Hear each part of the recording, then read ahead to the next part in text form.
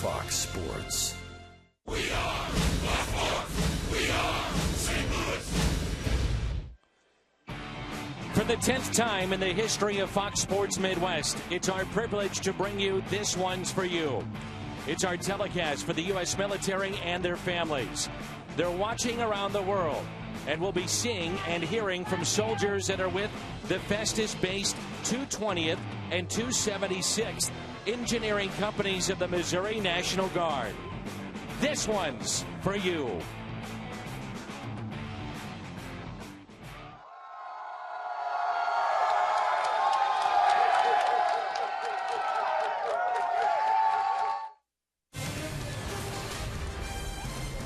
This is St. Louis Cardinals baseball. And tonight from Busch Stadium in St. Louis, game number 2 between the Cincinnati Reds and the St. Louis Cardinals. Fox Sports Supports and Fox Sports Midwest bring you This One's For You. Wherever you may be throughout Cardinal Nation or even in Kandahar, Afghanistan, welcome to Cardinals baseball. That's the Mad Hungarian Al Rabaski. My name is Dan McLaughlin. It is game number 2, the Cardinals and the Reds. But that's kind of the sideshow, because this one's for you. This is for our troops tonight. Absolutely. We've been doing this for 10 years. We started in Iraq. Now we're in Afghanistan. And hopefully, gentlemen, ladies, hopefully you'll be coming home safely and you'll be reunited with your families. And next year we'll have a celebration right here in St. Louis. Such a special night for us. Sit back, enjoy it. Little baseball here in St. Louis. Just past 7. It's 4:30 in the morning for our troops. They're ready for some baseball tonight.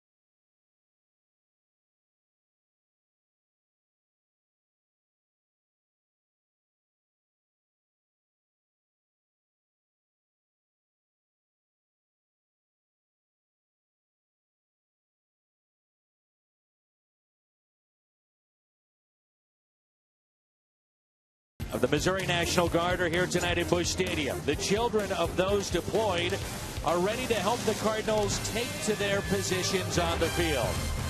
Downstairs to John Hewlett. Ladies and gentlemen, boys and girls, Fox Sports Midwest and the St. Louis Cardinals are dedicating tonight's game to American troops serving overseas. Tonight, this one's for you. Direct your attention to the World Champion Video Board in right field to see members of the Festus-based Missouri National Guard 220th Engineer Company watching tonight's Cardinals game from Kandahar Airfield in Afghanistan. The game is broadcast on American Forces Network. A large group of family and friends of these soldiers are with us at Busch Stadium, filling several sections near right field. Please join together to thank these soldiers and their families for their service and their personal sacrifice. And now the Cardinals would like to invite several children of the 220th Engineer Company to take the field, where they will be joined by the Cardinals' starting lineup.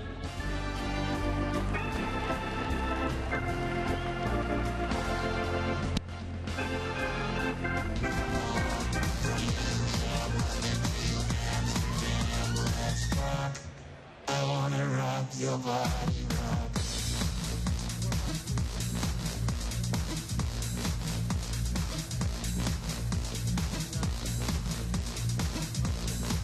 Please welcome left fielder Zach Roby, son of Captain Johnny Roby.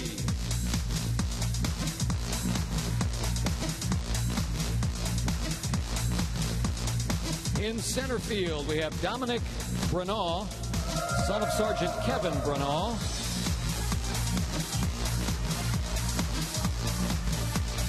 At third base, Haley Dunavant, daughter of Sergeant David Dunavant.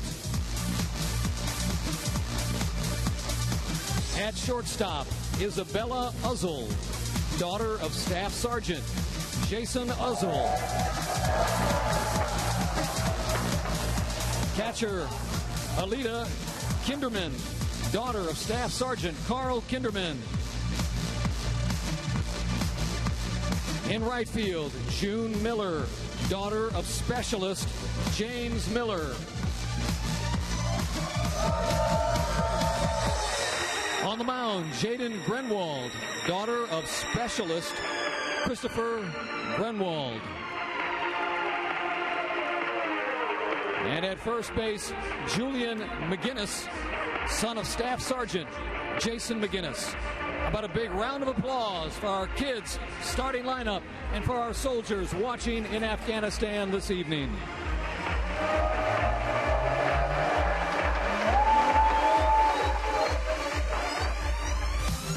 For some of those soldiers, the first time they have seen their children since they were deployed to Afghanistan back on April 25th. This one's for you.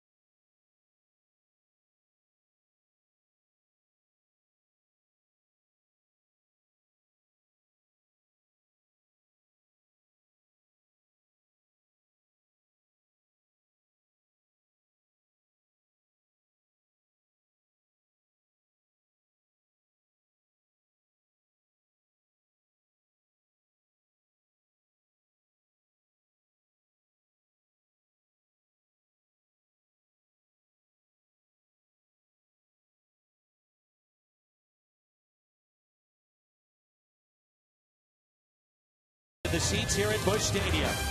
This one's for you. First pitch next.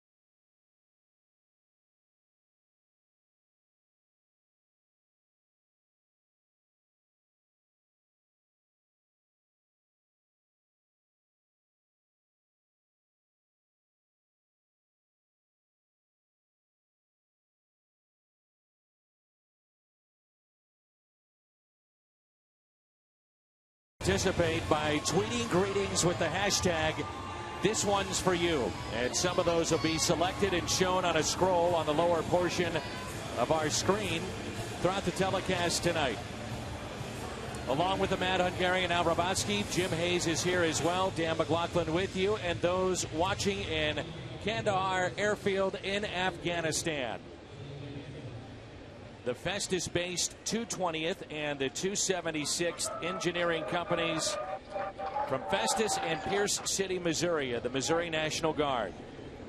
And leading things off, it is Billy Hamilton, the switch-hitting speedster, and he looks at strike one, and we're underway.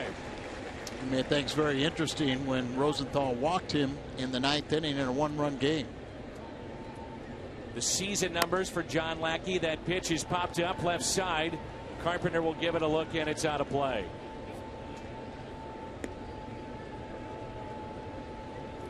Hamilton, 46 steals, but you see he's been caught 18 times. His biggest problem is trying to get on base. His on-base percentage under 300. Here's an 0-2. And now we saw him on opening day.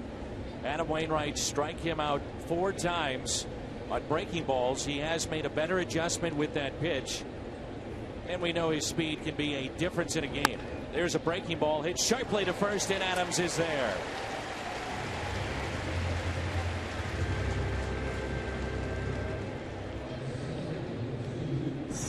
Brian Price, first season as the manager of Cincinnati, took over for Dusty Baker. You just saw Billy Hamilton, followed by Jay Bruce, who homered here last night. Then Todd Frazier, Devin Mesoraco, Ryan Ludwig, an all-star in St. Louis. Brandon Phillips, switch-hitting Brian Pena. Good numbers against the Cardinals. Zach Cozart will bat 8th, and then the pitcher batting 9th, and that swung on and missed for strike one. Lackey's making his 25th start of the year, 4th for the Cardinals. This year he's been very good against the National League, 2-0 with an ERA under 1.75. And a shift being used here on Jay Bruce. The home run last night, the 14th of the season. Usually you can count on him for at least 20 home runs and 90 to 100 driven in. He is also one of the wounded Reds. They have just been decimated by injuries all season long. They had half their pitching staff. Most of their bullpen was gone on opening day, and several of their key offensive players. Outfield is straight away, and a 2-1 pitch. Ground ball that's pulled foul. To your point, last year, Jay Bruce had 30 home runs. This year, not even quite half that at 14. Votto not in this lineup. Brandon Phillips missed considerable time with a torn ligament in his left thumb. They're missing key guys in their bullpen. It's been a banged up team all season long. Swing and a miss and a strikeout of Bruce.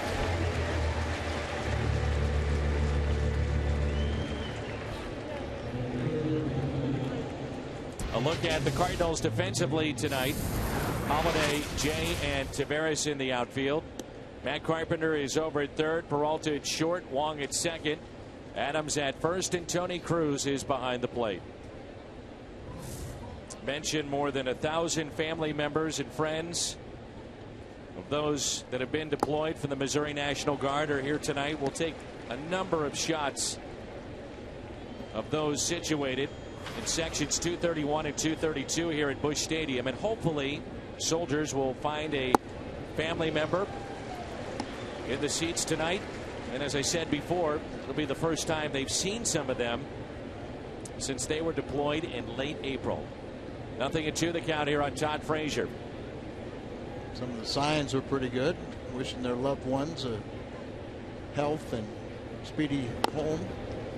And I wonder what the story is about Sergeant Big Toe. One of the signs said Sergeant Big Toe.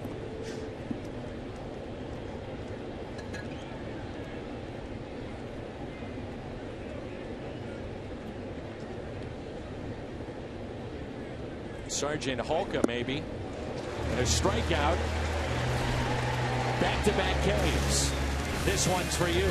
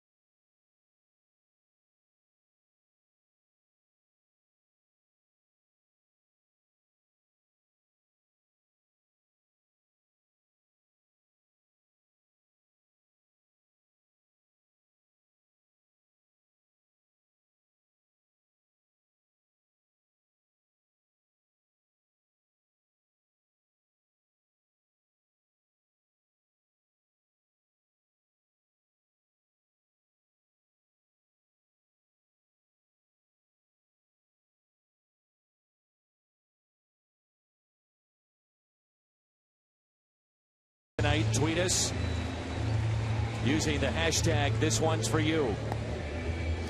Mike Matheny's lineup. Matt Carpenter will lead things off, followed by Colton Wong and then Matt Holliday. Matt Adams has been on a tear. Last 5 games, 10 for his last 20. Johnny Peralta, one of the heroes from Game 1. Then John Jay, Oscar Taveras, Tony Cruz, and John Lackey. Cardinals face a right-hander, Alfredo Simon. And Simon, an all-star this year. And at the all-star break, he had 12 wins. Here we are in the middle of August. He has 12 wins. Dan, since the all-star break, he's 0-5 with a .550 ERA in 6 starts. Now, his manager says that the fact that he is significantly over his career high in innings pitched. Remember, the last 2 years been pitching out of the bullpen, and when Latos couldn't make the starting bell when he was out with his knee, Simon got a chance to come out of the bullpen and in the rotation. Has a great first half, is an all-star pitcher, but in the second half, and his manager, Price, says it's not the innings pitch, it's just leaving everything up. He's not finishing off his pitches, doesn't have the same life. There's Matt Latos, who we thought maybe was their ace, but Johnny Cueto, who we'll see tomorrow, has just been outstanding. Cueto's had just a tremendous year. He, Wainwright, Kershaw, all in the top 3 of those major pitching categories. Here's the 0-2. Lifted in the air to right center field. Billy Hamilton, one away. The Reds defensively with Ryan Ludwig, a good friend in left field. Billy Hamilton, the speedster, in center. Jay Bruce, tremendous arm, is in right. Todd Frazier at third. Zach Cozart is at short. Brandon Phillips, a Gold Glover, at second base. Brian Pena filling in for the injured Joey Votto at first. Devin Mesoraco, an all-star this year, he's behind the plate.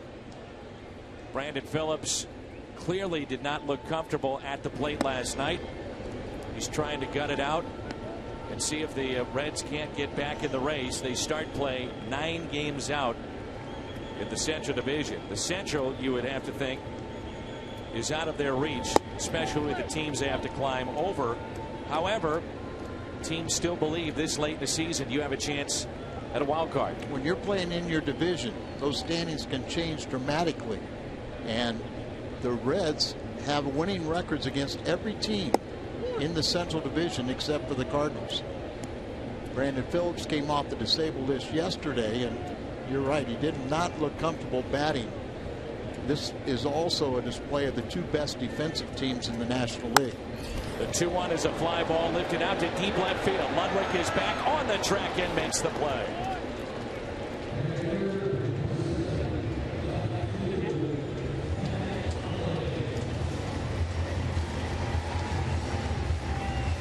Sections 231 and 232 here at Busch Stadium.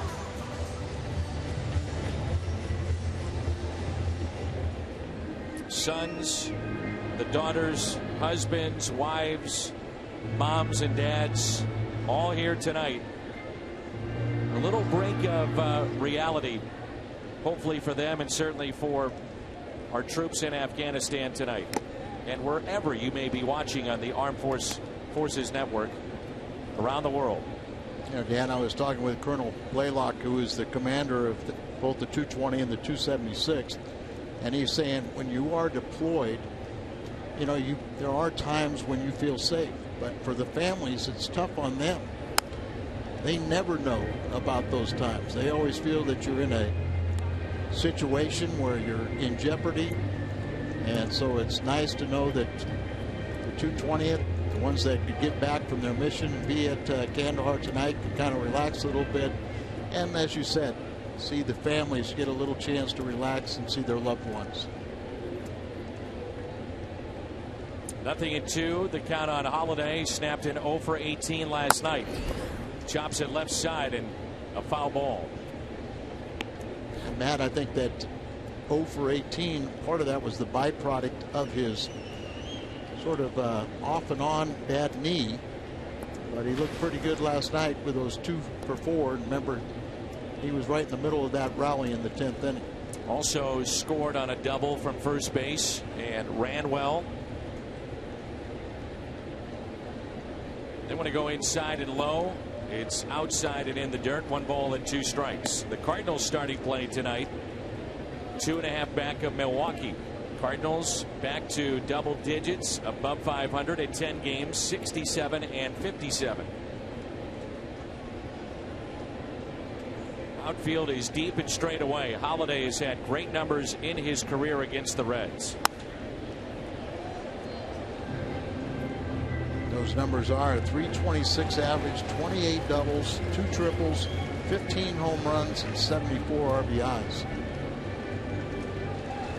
That's a season for some guys. Some guys would love that season. But Holiday, I think we expect a little bit more. career .311 hitter. The 1-2 in the dirt, 2 balls and 2 strikes.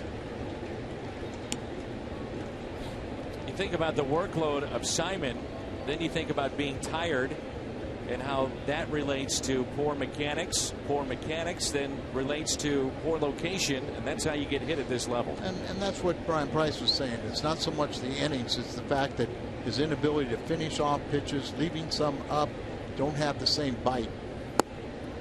Good pitch in on the hands of Holiday and a strikeout, his first of the night.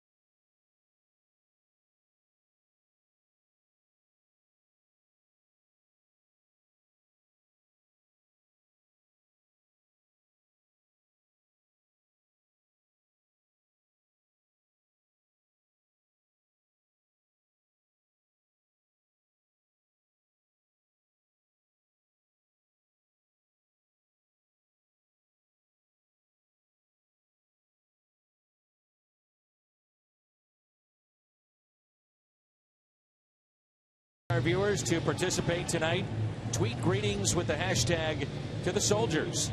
This one's for you. And in that section all night long, our good friend Jim Hayes. Jimmy, what do you have? I'm with Deborah Lampkin and family. She's the mom of Marcia Dotson, who is deployed with the 220th. She's the youngest member deployed with the 200, 19 years of age. How difficult was it to say goodbye to your daughter? It was very difficult. We wanted to give her a going-away party, but the timing was a little off. But she knows that we miss her and we love her. What kind of young woman is she? She's a very outgoing. She's pretty much a daredevil, but not a devil, a dare angel. She likes to experience different things. I've known that since she was a child. Well, you got a huge group of family members with you. Introduce us to a couple.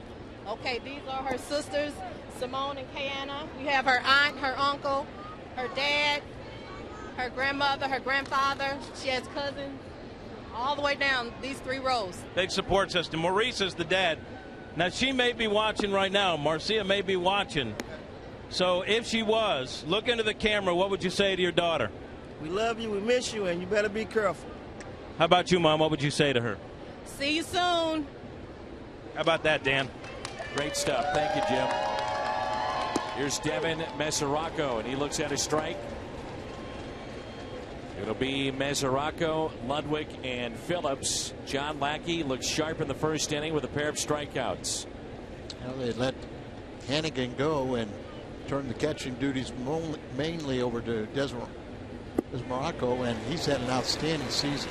It's 3 strikeouts in a row for John Lackey. Lackey has numerous pitches. He's a big game pitcher. There you see the breaking ball. Starts up high, finishes out of the strike zone. Mesoraco has really had a nice season. So Lackey has not faced Cincinnati Reds since he was pitching with the Angels back in 2007.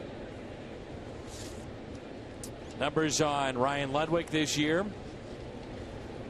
Nobody on and one down. Go ahead and make it 2. First pitch popped up off the bat of Ludwig. Matt Carpenter. Cardinals have made a roster move today. Mark Ellis dealing with a sore oblique. And because of that, Greg Garcia has been called up. And you may recall earlier this year, Greg Garcia had a walk-off hit by pitch to beat the Chicago Cubs. And it wasn't painful at all. Quite enjoyable for the young man. Missed seeing his grandfather in San Diego. We used to always see Dave Garcia, former big league player, manager, coach, just a great baseball man. Some boos for Brandon Phillips as he looks at a strike. I would think the Cardinals could be very, very aggressive with Phillips now dealing with the sore thumb. Very uncomfortable swings last night. But again, you're talking about a former All-Star and a very good player. Timing was an issue last night as well. He went out on a brief weekend rehab assignment, but you knew with the Cardinals and where his teams is in the standings, he'd be ready for this series. He went out the same day, July 9th, that Molina went out. Both of them with the torn ligament, but Molina's was much worse. Swing and a miss and a strikeout. Lackey with 4 in the first 2 innings.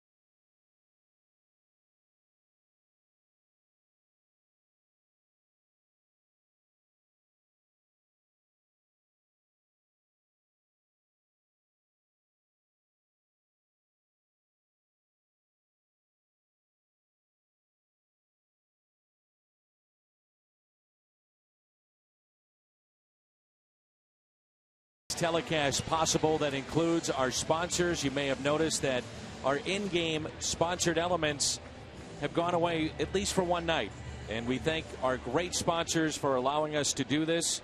Also Jack Donovan at Fox Sports Midwest, Larry Mago, David Picorni, and Max Linewan, all behind the scenes to make this happen. Sit back and enjoy it, as this one's for you.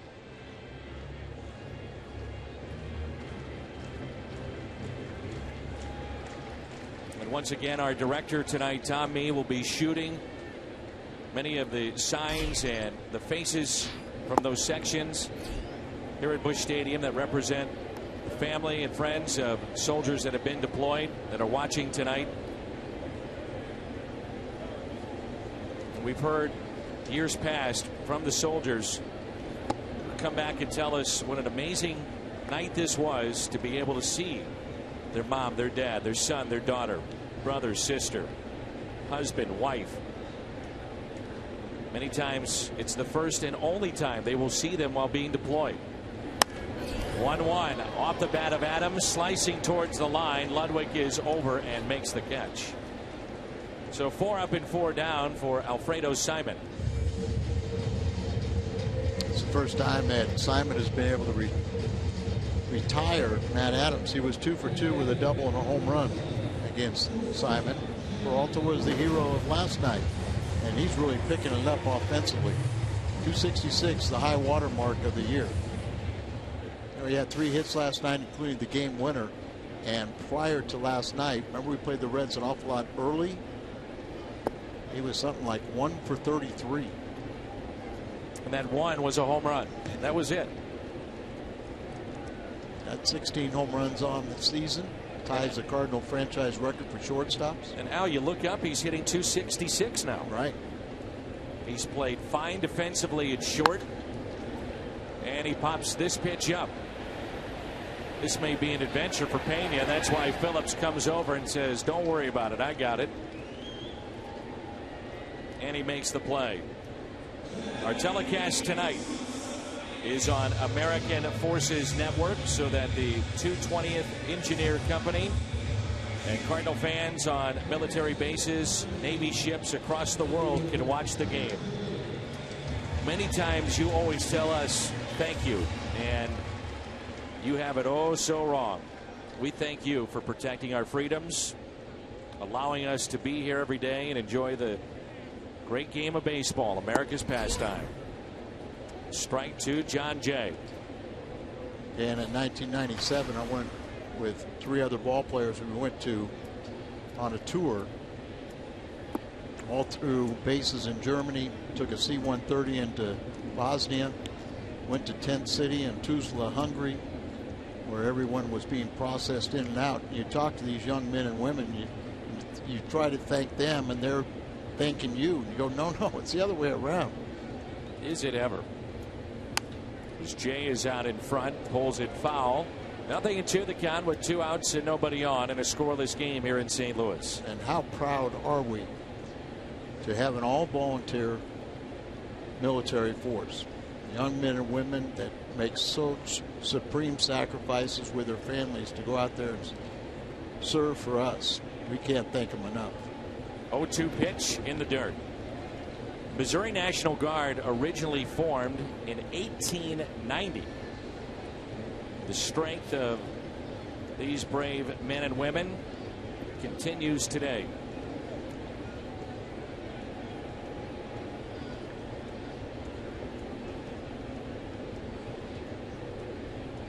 One and 2 the count on Jay. Big gap in right center.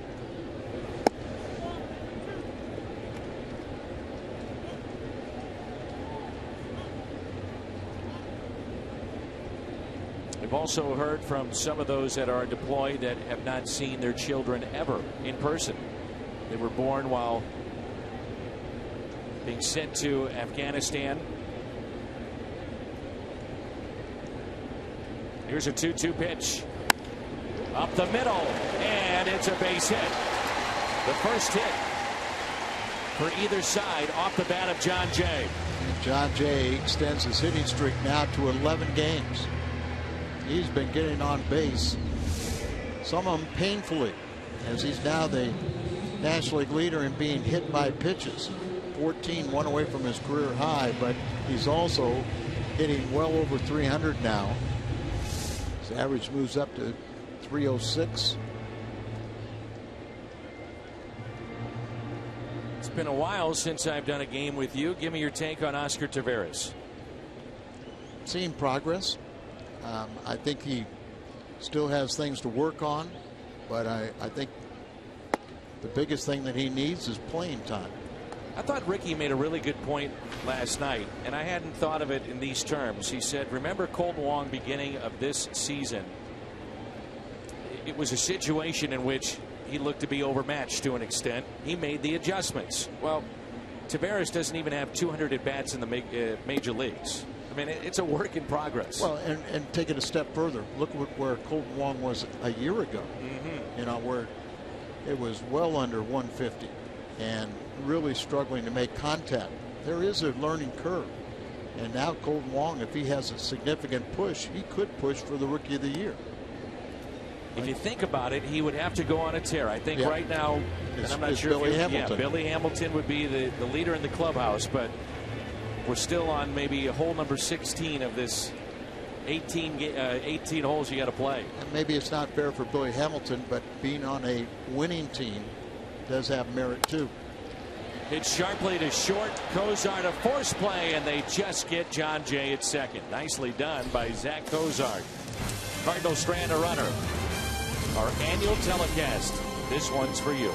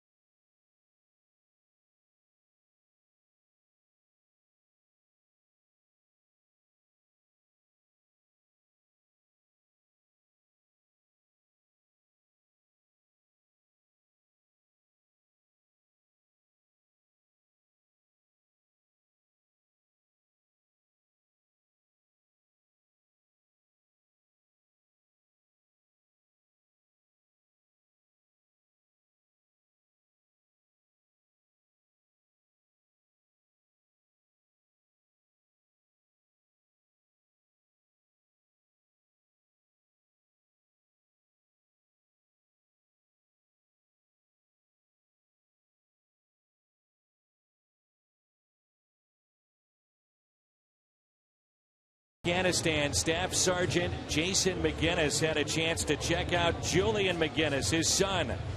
He was at first base. That reaction, priceless. Jim Hayes, where do we find you?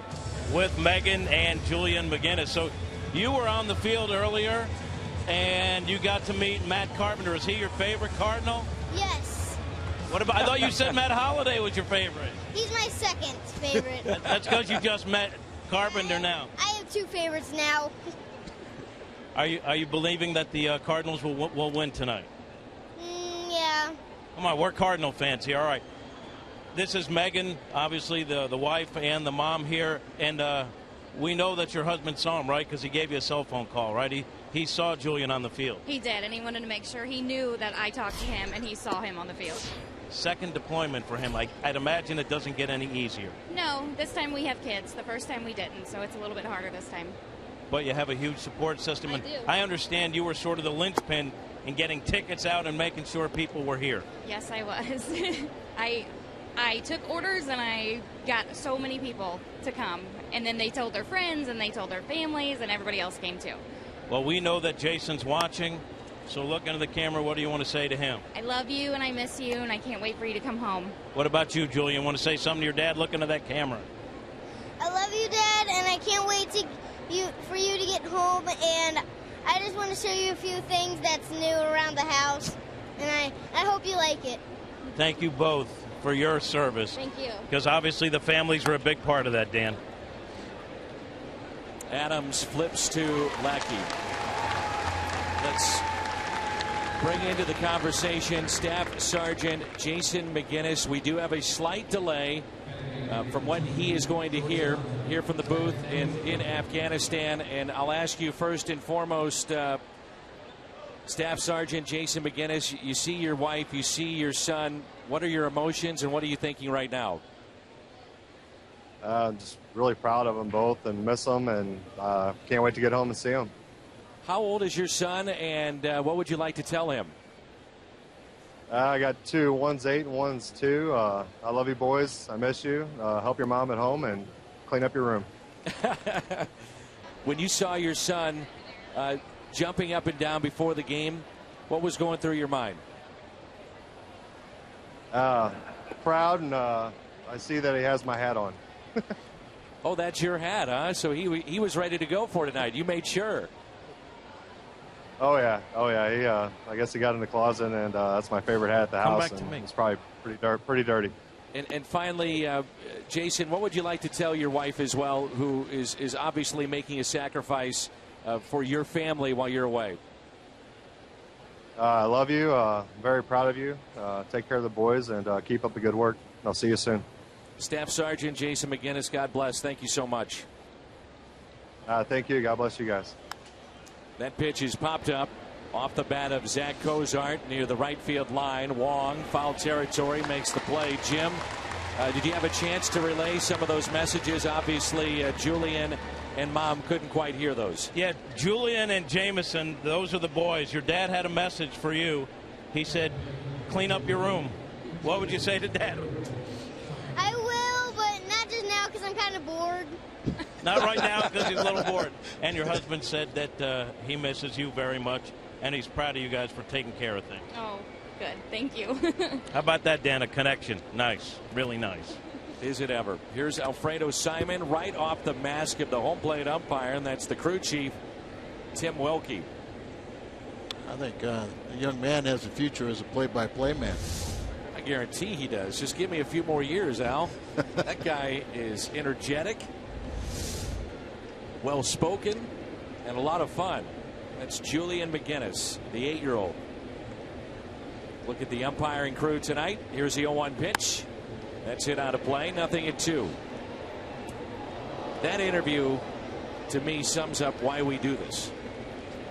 For families to connect. And thank goodness technology over the last 10 years has improved to the point that the delay is not nearly as much as it used to be.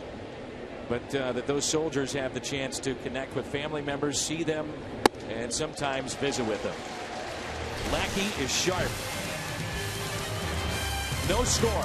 This one's for you.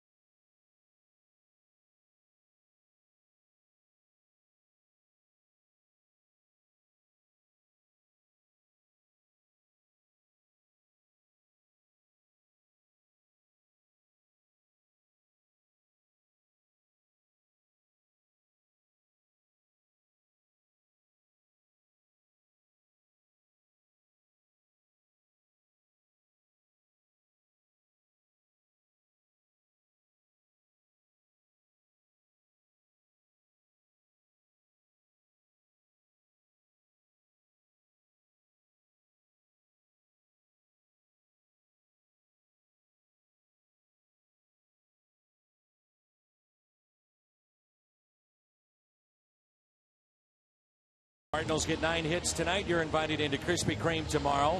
Receive a dozen of their original glazed donuts for only $3.99. Stop by one of the 4 St. Louis area Krispy Kremes for this sensational deal. Broadcasting across the country, across the world, specifically talking to the troops in Kandahar, Afghanistan, which is the second largest city in Afghanistan. It's located in the southern portion of the country. There are 6 American bases located in Kandahar. And the family and friends are here at Busch Stadium tonight. And again, to all the men and women of our military, past and present, thank you. Doesn't seem like it's enough, but thank you so much. Yeah. Understand that the 220th and 276th engineering group, one's vertical and one's horizontal, and they are deconstructing some of the camps in Afghanistan. What they'll do is they'll, with the equipment and things that are reusable, they redeploy that, and then stuff that is too badly damaged, they will destroy. So we want to kind of get a little education on what they do over in Afghanistan. Tony Cruz pops one foul. Our understanding, and it's not official, it's a fluid situation as you might imagine, but that those have been deployed would come back from those engineering groups, that they would be back within the next year, but still long ways away from when they would be able to come back, because they left on April 25th. Popped up near the Cardinal dugout, in the Cardinal dugout. 0-2, the count on Tony Cruz. Yeah, we complain about a 3-city road trip. Oh man, puts it in perspective. Yeah, it really does.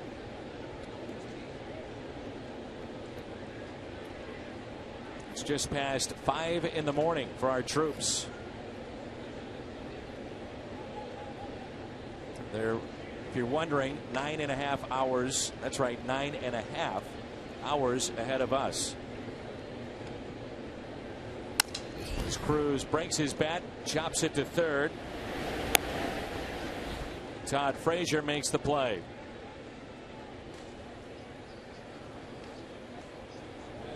The troops that are checking out Cardinal baseball, I say tonight, and for them in the morning.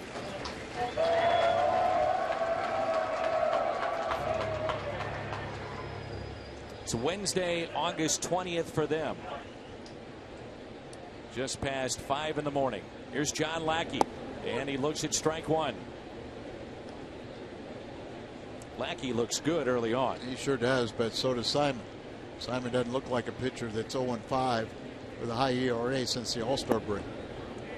The Reds pitchers on average give them close, the starters do, close to 7 innings a game. In that regard, they've been very, very good. And think about it, if they had the bullpen they envisioned, they would be really tough. Aroldis Chapman walked 4 the other day in the doubleheader in one game against the Rockies, and Brian Price was saying after the game last night he was dealing with a sore shoulder, so it's questionable about his availability this series against St. Louis. And think about it, Dan, obviously walking 4 in a row, he walks in one and he leaves the bases loaded. J.J. Hoover gives up a walk-off grand slam to former Reds Stubbs, and Hoover's record fell to 1-9. Beginning of the year, there was some thought if Chapman ever went out, Hoover is the closer in waiting. How about John Lackey? His first Cardinal hit into right center. He's not used to running the bases. And he was happy with a single. Yep. That's just fine by him. Say, well, Billy Hamilton got over there and cut it off, but Lackey really was not leaving the batter's box thinking two. He knew he had a base hit, and he was content with a single. And they're all getting a laugh. Of course, Masterson has shown that he swings the bat pretty well for a former American League pitcher. 1 out hit for John Lackey. There's the fellow starters, and Robinson all kind of kidding him. Now it's Carpenter fly to center to start the game for St. Louis, and takes a pitch low.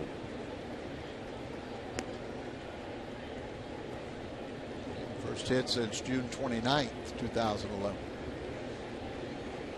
Once again in Afghanistan, they're the Festus-based 220th and the 276th engineering companies from both Festus and Pierce City, Missouri. From the Missouri National Guard. Watching in Kandahar, Afghanistan tonight. 2 balls and no strikes with 1 out. John Lackey is the runner at first.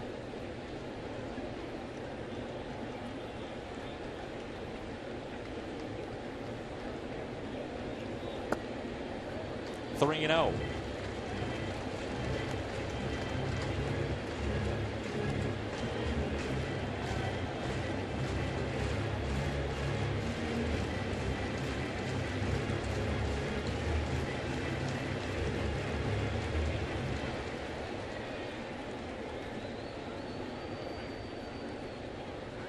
Those pictures tell the story. No words.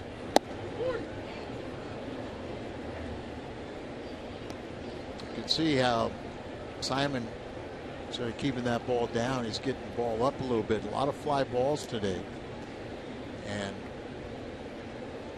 he's only allowed 18 home runs, which isn't bad pitching half their games in a bandbox, you know, at their home ballpark in Cincinnati. They're in the bottom of the second. Milwaukee is leading Toronto. They have an interleague game and an interleague series beginning tonight. Jay Happ is 8-7. Mike Fiers is 2-1 for Milwaukee. Fiers in place of Loesch, and that's a base hit in the right field. Back-to-back singles for St. Louis. 3 hits tonight against Simon. And the Atlanta Braves are having fun at the expense of the Pittsburgh Pirates again today. Atlanta leads 10-2, batting in the 6th. There's the base hit. 1 for 2. Carpenter has been very good hitting against the Reds. He's over 325 in his young career. And now that series is in Pittsburgh. They were beat last night. Harangue going tonight for Atlanta. Francisco Liriano just 3-9 this season, the lefty for the Pirates. Here's Colton Wong and a chance to do some damage. Hitting .242 with runners in scoring position. He fly to deep left his first time up.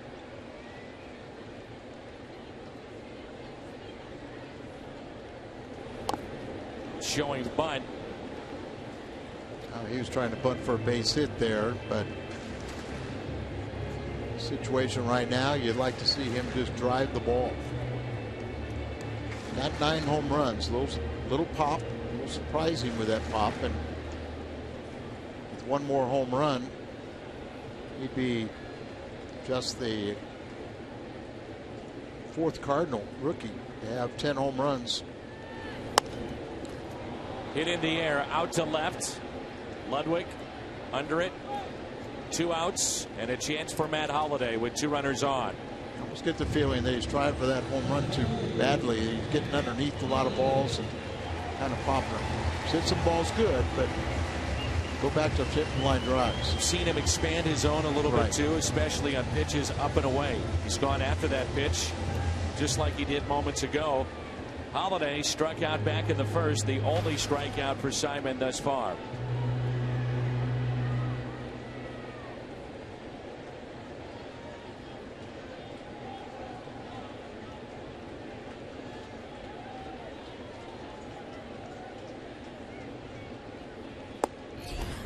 We've seen consistently, and many teams have done this essentially since Holliday has broken into the league, but at times, and more so lately than others, pounding him inside. The Reds really have tried to do that in this series so far.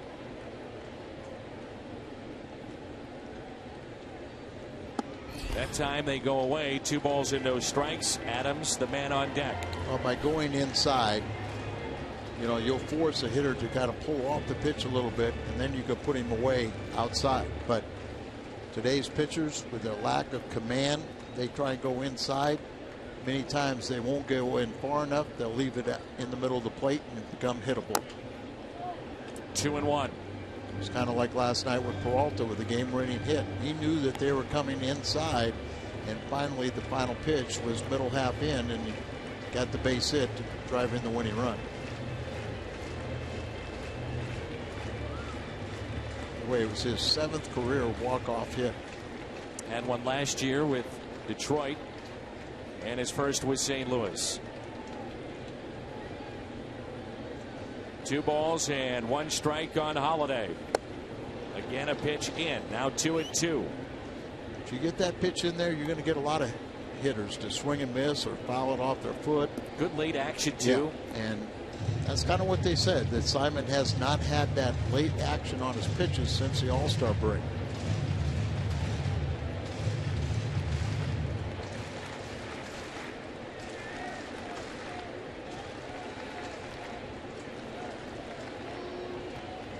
The 2-2. Holiday up the middle. Hamilton was playing deep. They'll wave in Lackey. He's chugging in and scores. 1-0 St. Louis. Holiday delivers.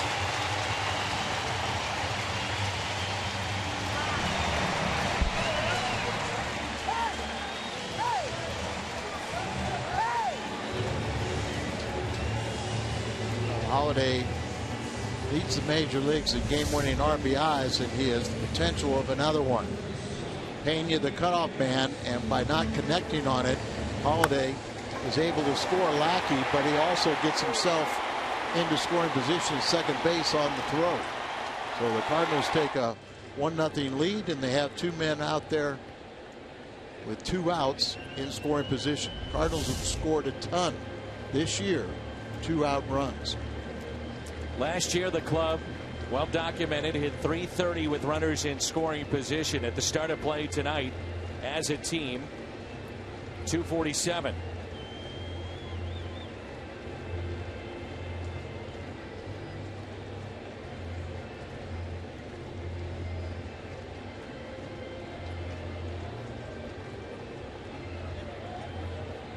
That little smile. Big Cardinal fan here tonight in St. Louis and watching the action, unfortunately, at St. John's Hospital. Young man that just loves his Cardinals, Justin Peacock.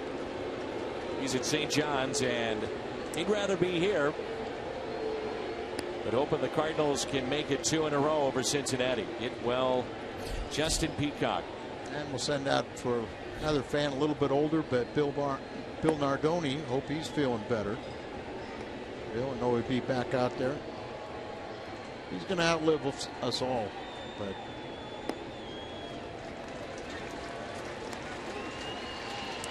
bases loaded for Peralta.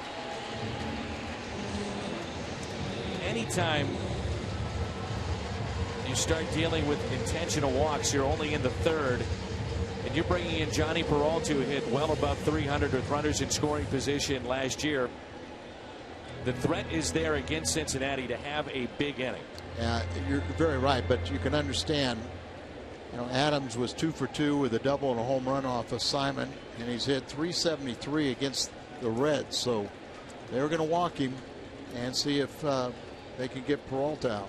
2 outs, bases loaded. Pitch taken inside. Again, like last night, they want to pitch him inside, and that's fine. But when you fall behind the count, or if you don't get it far enough in, the likelihood a hitter can turn on that ball and hit it to the short part of the field.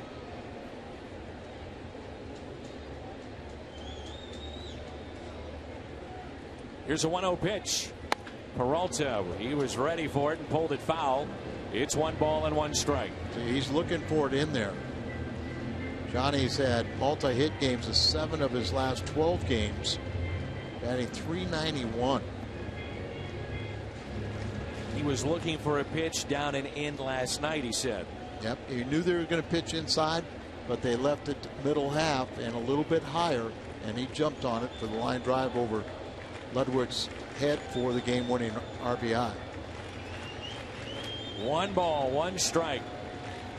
A 1-0 lead for St. Louis. Already up to 56 pitches for the right-hander Simon. Time called by Mesoraco.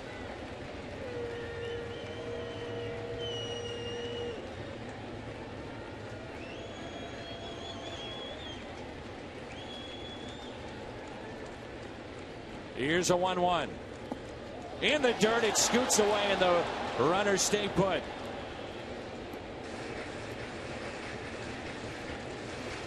Carpenter is one of the top leaders in the National League in runs scored. He's at third base. He takes that secondary lead, but just didn't feel comfortable enough. Ball didn't get that far away and wasn't worth the They try.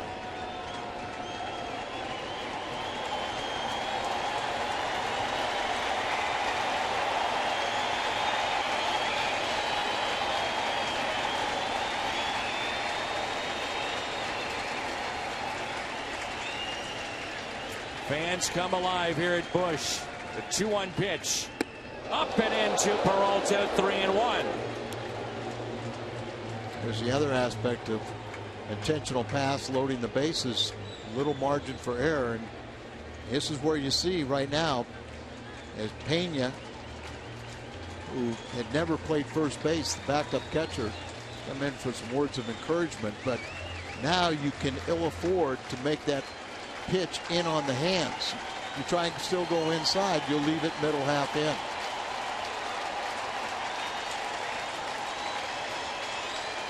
A 3-1. 3-2. Runners off with this next pitch. Made a perfect pitch right there. You know, it's borderline. Johnny's not looking for that. Right there, you're going to probably foul it off.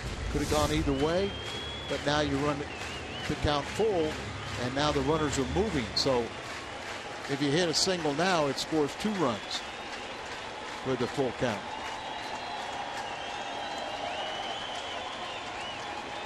Bases loaded, 2 outs, the 3-2. Peralta gets underneath it, hits it out to center. Billy Hamilton under it.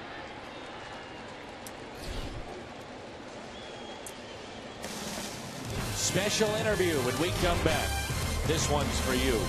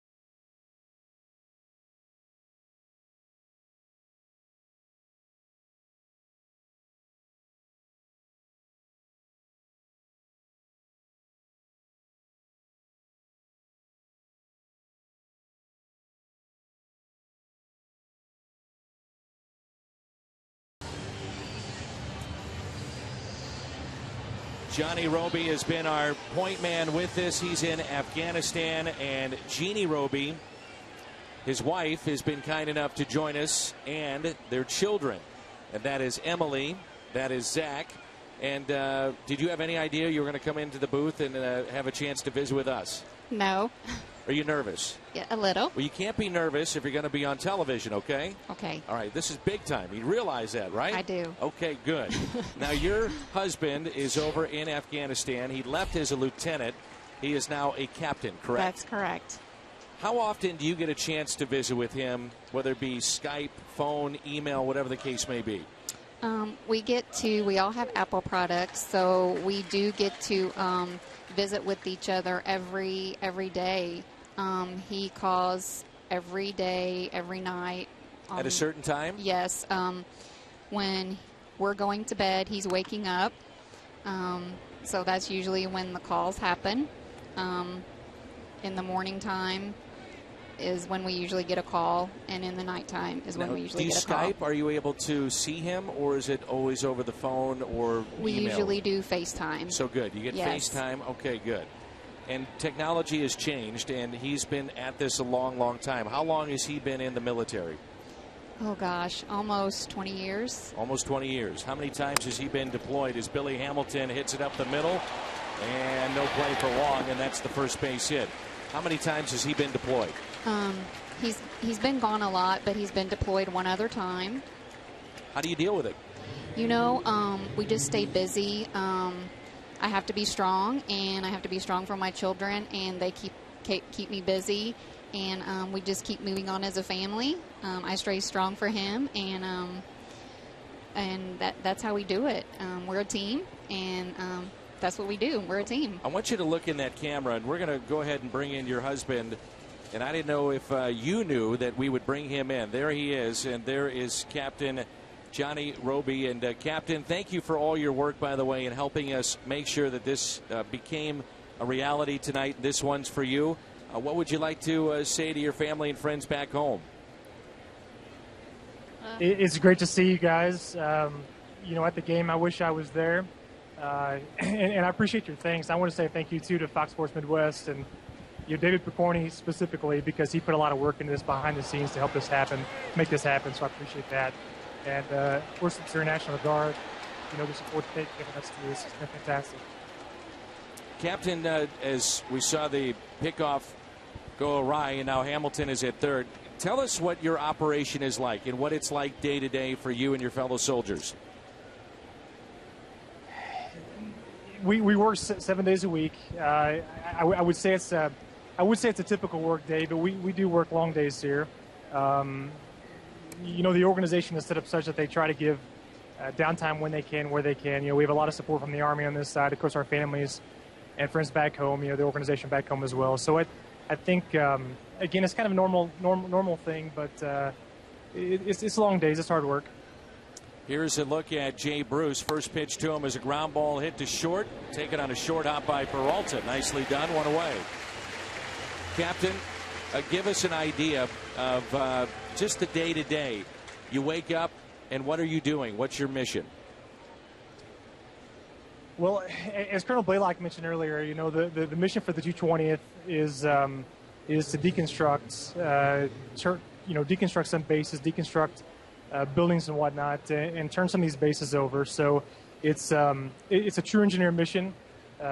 Fortunately, you know, the soldiers that we have here are well trained, well equipped to handle the job we've been given. When you see your family here, what comes to mind for you? Well, I'm definitely excited to see them there. You know, of course, I'm jealous too. I do appreciate Jeannie throwing the plug in for Apple. She knows what an Apple fan I am, so I appreciate her mentioning FaceTime and that thing. Well, we're happy to plug anything you need, okay? Hey, Apple all the way.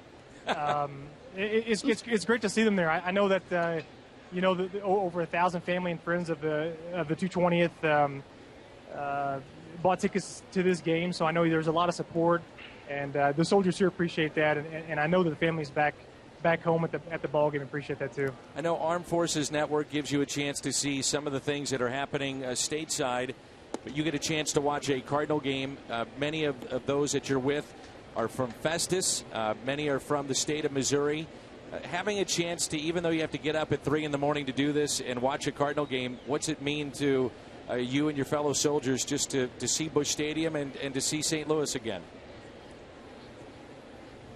Well, it's exciting for all of us, really. You know, we've been tracking this game happening since February of this year, so you know, it's been a long time coming, and we have a lot of soldiers in the room here that got up early, you know, to sacrifice sleep to see the game, see the Cardinals, and see their family and friends on TV. So it's really fantastic. A 2-run homer there by Todd Frazier, and it's now a 2-1 Cincinnati lead. He knew that right off the bat. Don't worry, Captain. You do not bring us bad luck. You're not a jinx, and you're not going anywhere. Although your wife is rolling her eyes saying, look, see what happened? I would like to say that I am the biggest Cardinals fan in the family, so Hi, Dad. Tell us about... and that is true. Go ahead, Captain. No, she's a huge Cardinals fan. Not that I'm not, but she is a tremendous Cardinals fan. Zach, right behind me, had the chance to run out and meet Matt Holliday before the game. I'm not sure if you had the chance to see that. Zach, what would you like to tell your dad about that experience, and what would you like to tell him tonight? Matt Holliday's pretty cool. And what would you like to tell your dad? I love you. And you miss him? Yeah. And this is your sister. How much older is your sister?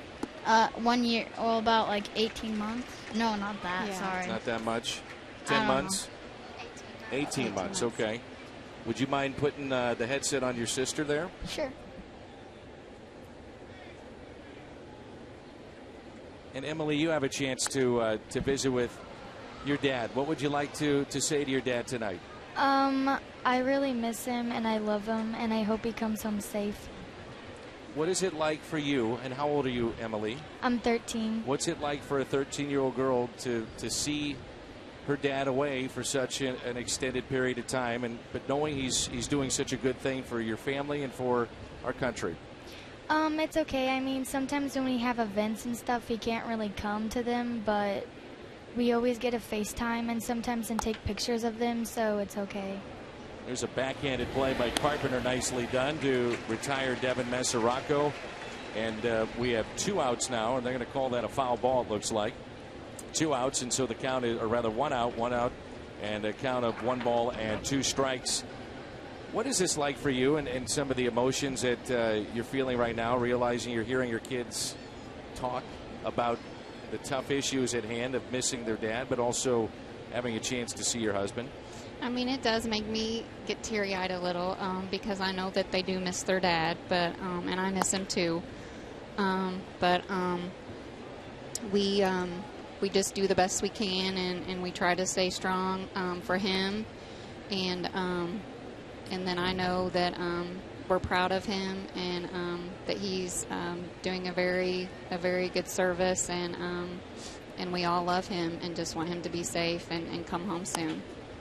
There's a ground ball again to Carpenter, and this time fair for out number 2. Captain, what has your wife been like for your family as far as being the rock to keep everything together? Well, she is just that very thing. I mean, you know, she, as she said, with my job, I work full time for the Missouri National Guard as well. I do travel quite a bit, and she is that rock. She is the stable piece, you know, for myself, for our home, and for Emily and Zach. So it's great knowing that when I leave, you know, their lives don't stop. They continue on, and that's very, very comforting to me. Captain, we have 2 outs in this inning. Before we let you go, what would you like to say to all our viewers and the mission and your family and what you're doing to protect our freedoms day in and day out? Well, again, you know, to Jeannie, Emily, and Zach, I would say I love you guys. I miss you. It was great seeing you at the game. Again, I'm jealous that you're there and I'm not, but I'm glad you're there. To the viewers, you know, the soldiers here really appreciate the support that we have from our friends, family, and you know, citizens of Missouri and elsewhere. The mission, you know, I think we're doing good things here. We're glad to be here, glad to be serving the United States, and we look forward to completing this mission and, of course, coming home soon and safe. And what would you like to say to your husband and also your dad? We'll start with you. I just want to say that I love you, and it's good to see you. I love you, and I hope to see you again on FaceTime or something. And how about you, Zach? I love you, and I hope to see you soon. Captain, thank you so much for your service and what you do, and make sure you get back here safely. Thank you very much. God bless you. Bye, we love you. Bye, Dad. You guys stay right here with me. You're stuck. Let's pull down the left field line and foul. That was pretty emotional for you, wasn't it? A little, yes. Only a little? FaceTime, you get at least the privilege to do that. You know, you can at least see him. It definitely helps. I mean, that definitely helps. What are the anxieties like for a wife You know, knowing that your husband is over there and you're thinking he's out of harm's way, but the anxieties that you go through day in and day out. I mean, some days I have good days, and then some days are not good days. But, you know, like he said, I just kind of have to pick myself up and just keep on going, because I know that we have 2 children to keep going and to keep going for them, but and stay strong for them. But, yeah, sometimes it's tough, but we just do the best that we can, and we make it. 3-2 pitch and caught by Carpenter. Thank you so much, guys. Thank you for everything you've done. Thank you. Zach, here you are, by the way, as we head to break. You're about as big as Matt Holliday. Yeah. Oh, yeah. You're getting there. Nice work. Thanks, guys, for everything you do. Thank you so much. Thank you. Thank you. God bless you.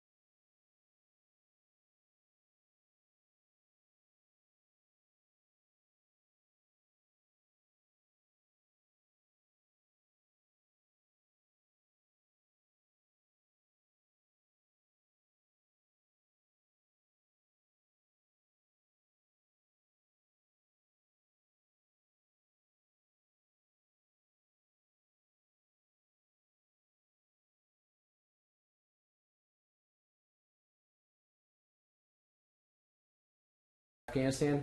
Want to say hi to my friends and family back home. Go Cards, baby! Fox Sports supports Fox Sports Midwest, and this one's for you. A strike to John Jay. 2-1 in favor of Cincinnati after the home run hit moments ago by Todd Frazier. That was home run number 21. And the 0-1 pitch. Tapped foul, 0-2. John Jay, his first time up, a base hit to center field. Extend his hitting streak to 11 games. His average now is up to 306.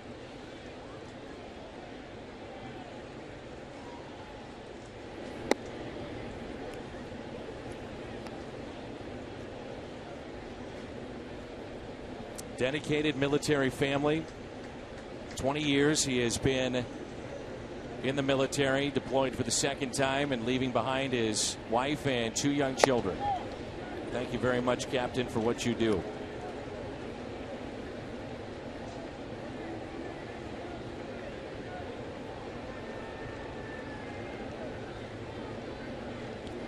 Two balls and 2 strikes.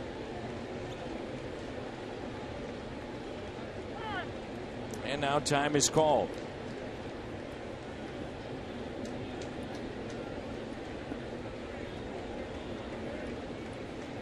Simon trying to win for the first time since the All-Star break.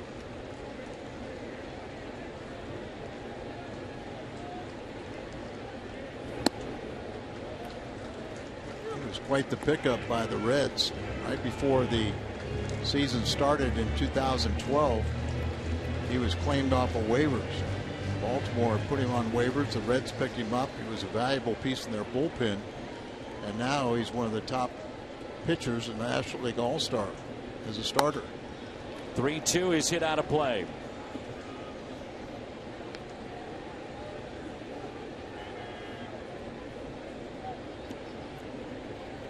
Friend Skip Schumacher has become a real leader for the Cincinnati Reds. A veteran. As Jay hits it out to left, going back, it's Ludwig, and backing up, making the catch in front of Mr. Bush.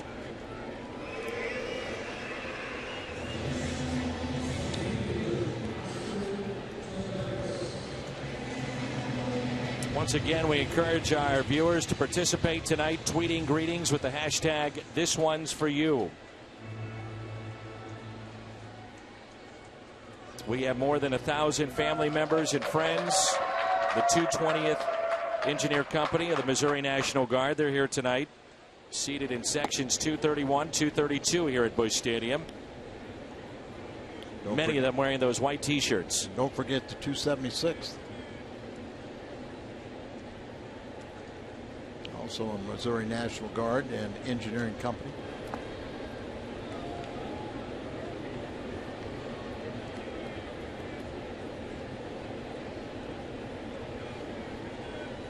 My older brother was an Annapolis graduate, spent 20+ years in the Navy.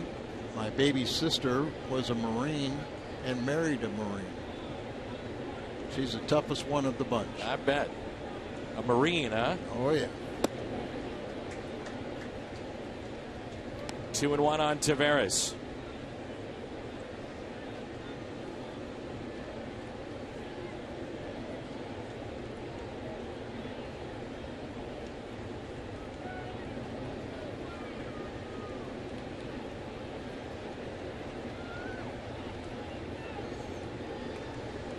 Oscar grounded into a fielder's choice his first time up. 3-1. Tony Cruz on deck.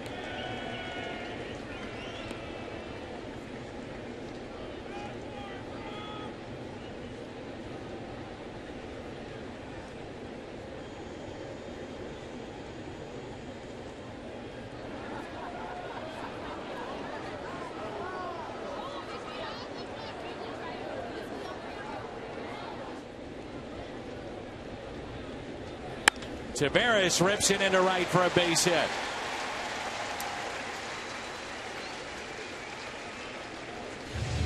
Even the first time Oscar was up, you know, he held his own.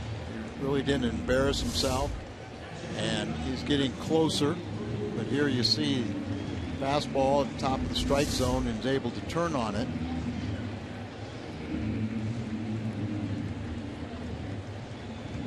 And up Tony Cruz, who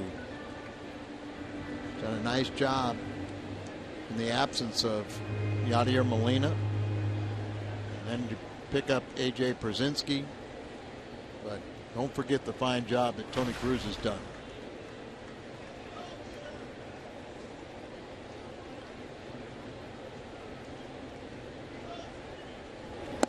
And a strike at the knees to Cruz with John Lackey on deck. There's a look at A.J. Pierzynski. Caught the ceremonial first pitch tonight from Bob Costas. And A.J. has been a welcome addition.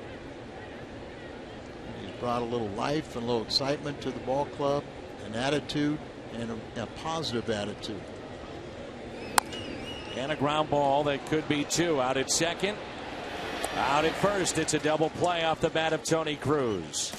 We head to the fifth. Cincinnati on top, 2-1.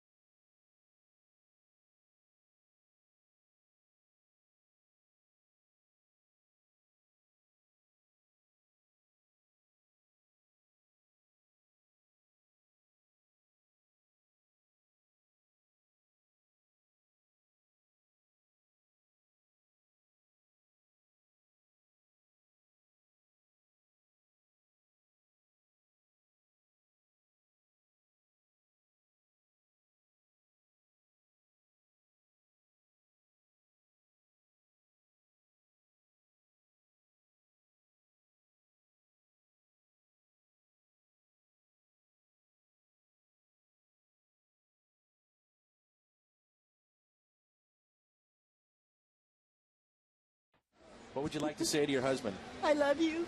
I miss you. Come home safe. Hey, dear, I love you. I'll be home safe. Don't you worry. See you later. Well, you never know who you may run into here at the ballpark, and that was from 2011. That's Jonathan, their son, who has grown up a little bit now. That was back in 2011. Bob Wendell, Dina Wendell, their son Jonathan, and we're back at Busch Stadium. It's now 2014. Coincidentally, you guys knew it was a military appreciation night, so you bought tickets. You saw a representative from Fox Sports Midwest, and you said, that's David Picorni. Yes, we did. Let's go say hello. And now here you are in the booth. It's a pretty good night. Yeah, it's a wonderful night. At least I'm not crying this time. No, and he's home safe. Yes. 2011, when we were doing that interview, where were you? I was in Bagram, Afghanistan, in a very little booth, not much bigger than this one, with about 15 people. What did that night mean to you when you see that just moments ago? It kind of chokes me up every time I see it because, you know, everything that Fox Sports and the Cardinals have done for us and for all the military, it's just been fabulous. And every time I see that, of course, we see people at home and they see us on television and they, hey, you're superstars. We want your autograph. But, you know, it's just been a blast. I just wish we could be winning now. There's a base hit for Brandon Phillips. I hear what you mean. Dina, when you see yourself and think back to 2011, what are the memories that are coming to mind? I keep thinking one of these days I'll stop crying. Uh-huh. Actually, I don't know. I'm lost for words when I see it. Because I remember how I felt then, and I know how I feel now, and it's just emotional. Very emotional. We have all those shots throughout the night of those that are wearing those white T-shirts. Again, it's our This One's For You. What are those wives going through? Can you try to put into words what it's like? They're probably going through anything and everything that you could imagine. I mean, and it's not just wives. There's husbands there, too, and there's parents there, grandparents, aunts, uncles. So they're all going through anything and everything that you could think of, but they're going through it by themselves without their significant one, and it's really hard. Like I said, you just got to go one day at a time. But I see you're getting emotional now, and you're getting emotional, too, about this, too. Yep. From your perspective, from the soldiers that are over there, what did a night like this mean as you reflect on it? It was great. The problem was, like I said, we had a very small studio, and we had a lot of people on the road, so not everybody could get in. But we did do as many shout-outs as we could. But it was just fabulous to be able to see the game, see your family, and watch all the other families in the audience and see their reactions when they saw their shout-outs up on the board and stuff. And it was really great. It was really great. How many years in the Army now for you? Well, I retire next month with 39 years and 6 months. God bless you. That's unbelievable. Thank you. How many times were you deployed? 3 times. There's a line drive out to left. And it being a wife and a mom, and he's gone 3 times, at least for what, about a year each time? Yes, at least. Yeah, 8 months the first time, 18 months the second time, 13 months the third time. And you're trying to raise a son. What is that like? Actually, the first time he was gone, I had 3 young ones. Oh, wow. My 3 older kids were there, and they were very young, still in grade school. So it was my first time going through that, and it was a traumatic year for me. I went through things I just never thought I could do, but I just handled them the best I could. So, and from the family's perspective, from what we hear, and correct me if I'm wrong, a night like this is more about the wives and the husbands, those that are here in the States, more so than it is for those that are overseas. Is that true? Yeah. The soldiers, we're told what to do, when to do it, how to do it. Mm-hmm. The families have nobody to go to. There's a family support group which helps a lot, but they have nobody to go to. And so they're kind of on their own. There's a lot of the families, like in our case, a lot of the families were spread out over the entire state. We had almost as many from Kansas City and southwest Missouri as we did from the St. Louis area. So people couldn't get together. But this here brings them together. They can see old friends. They can see people they've met before or known before and talk about things lean that's on happened. each other, love each other. And support them. Yeah. And technology has changed. We just had a family that is dealing with what you were dealing with in 2011. And now you can FaceTime, or you can Skype, or there's the internet to at least send emails and those kind of things. That's got to lessen it a little bit, but still, it's just got to be so tough on a family. Yeah, it's very tough. Like Jonathan, when he was in kindergarten, he missed his whole kindergarten year. He missed his whole preschool. So those things that he can't get back, you just got to go on from where you're at and just do the best you can, because you can't dwell on it. It'll drive you crazy if you do. 39 years, though, you probably wouldn't change it, would you? No, I've enjoyed it, but I wouldn't do it again. I bet. I can understand it. I can understand. Ready to quit. And it's amazing. You'll be retiring at the age of 28. That's awesome. Yeah, thank you. You're looking good, man. Yeah, I'm getting ready to start enjoying life. I bet. 2/3 of my life really has been with the military, and I'm going to start spending more time with my wife and with my grandkids and my family and stuff, and try to enjoy it more. What would you say to those that are watching right now, those military folks that are overseas and around the world? What would you say to them? A guy of 39 years doing this. You like my wife said, you just have to take one day at a time, get through it, and do the best job you can. You're going to get home, and hopefully everybody gets home safe, but you just have to one day at a time and get through it, and pretty soon you got a whole year gone, and then you can come home. The anxieties of the soldiers, can you put into words what that's like over there, or are you just so busy you can't really think all that much about it? For us, we was so busy. We had a very high tempo. We was on the road a lot. We just couldn't. We didn't have a lot of time to sit around and dwell on it.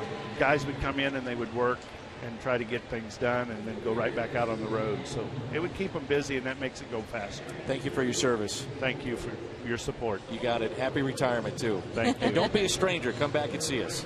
Anytime I can. No tears, though. Wipe those tears. No more. Come back here smiling. Yeah. Thank you, guys. Thank you.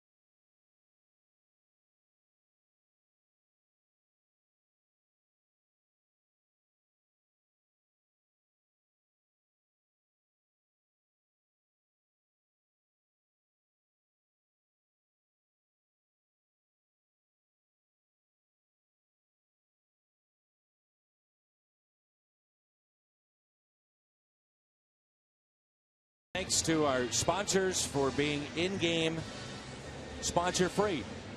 And they have donated much of the time that's normally given to them to allow us to conduct the interviews and focus on the families and the soldiers. And with more on that, we head over to Jim Hayes, who's with the family of Staff Sergeant Eric Fallon. Yeah, Eric is watching in Afghanistan, and he's got a lot of support here. This is his wife, Geraldine, his two daughters, Britt and Bryn. This one's Britt, this one's Bryn. I want to know why they call your husband Dad in his unit. Well, he has been with the unit for quite a while, and he is one of the older individuals of the unit, and unfortunately they call me Mom. So it's not one of the prouder moments of my life, but we'll take it. You told me he's a Wainwright guy and a huge Cardinal fan, so I imagine in addition to seeing his family, watching a little Cardinals baseball will give him a feeling of normalcy, if that's possible. It does. It always brings you closer to home. It's great to watch the Cards. They're just always a winning club no matter what every year, so it's just great to bring him back to home a little bit. Ton of signs, so you must have a lot of family here with an artistic flair as well. Oh, we do. We have quite a few funny signs, some to do with his beloved truck that you'll probably see, and Star Wars, which he's an avid collector of. All right. If he's watching right now, why don't you ask your daughters and you guys look into the cameras and what do you want to say to your dad? What do you want to say to Dad? I love you. You want to tell Daddy something? And how about you? Tell Daddy I love you. I love you. How cute. All right, what do you want to say? We all love him, and we are so proud of him. I mean, it's a rough struggle here, but we are just so grateful to be associated with him and so proud of him. And we appreciate the sacrifices you guys make. Dan? Great stuff, Jim. 2-1 Cincinnati. How about John Lackey? 2 for 2. 2 for 2. I just looked at the last 3 starts for Simon. He's only gone 5 innings. It's a warm night here in St. Louis. Game time temperature was 89 degrees. So unusual to talk about the weather because, you know, in St. Louis it's always hot, but it's been an unusually cool August. But temperatures heating up and be near 100 at the end of the week. And the 1-0 is hit out of play. 1 ball and 1 strike.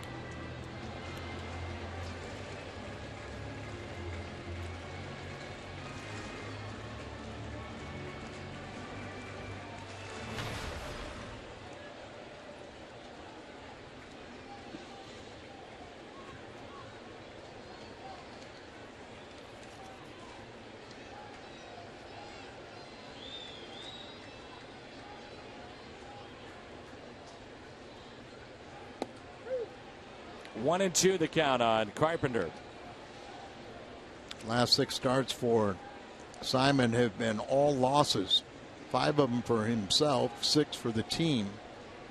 And as I mentioned, his last 3 starts, he's gone 5 innings in each of them. So this may be a key inning for the Cardinals right here.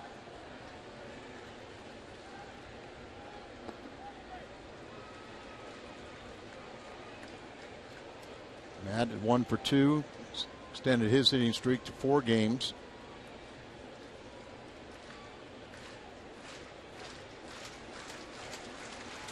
Six for 15 during the 4-game hitting streak.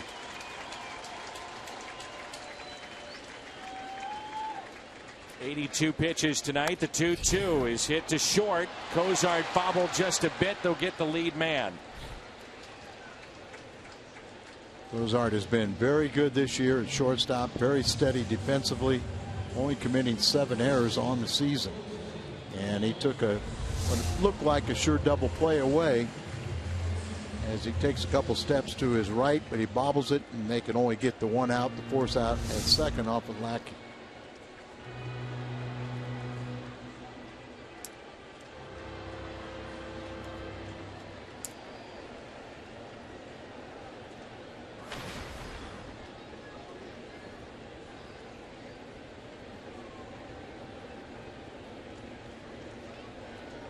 Here's Colton Wong, who twice has flied out to left.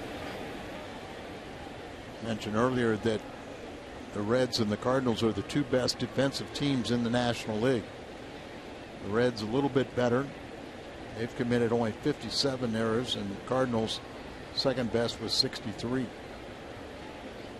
Second fewest. Runner goes. Pitch was outside, and a stolen base for Carpenter. Puts himself in scoring position.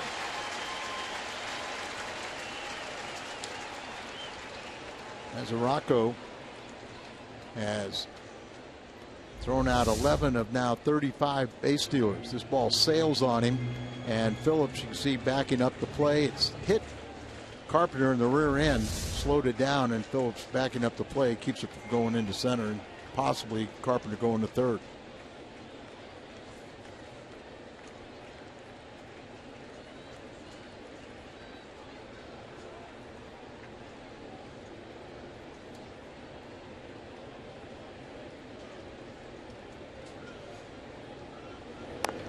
Off the end of the bat and a foul ball.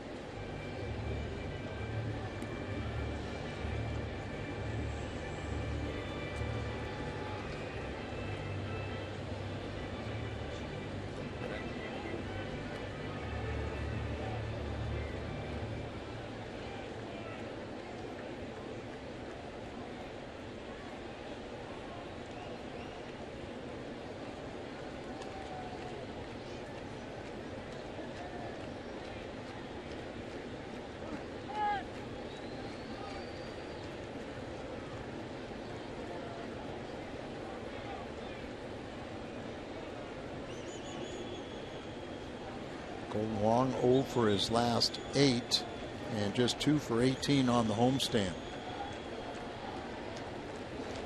And a swing and a miss. Bottom dropped out of that pitch. He's got a splitter and left a couple of them up, but that was a good one.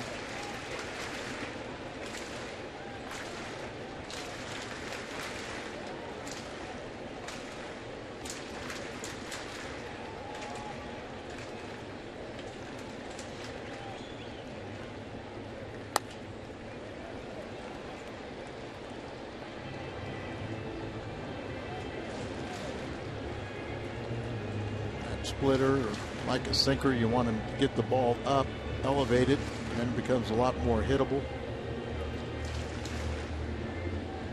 Don't pound it in the dirt if it's down.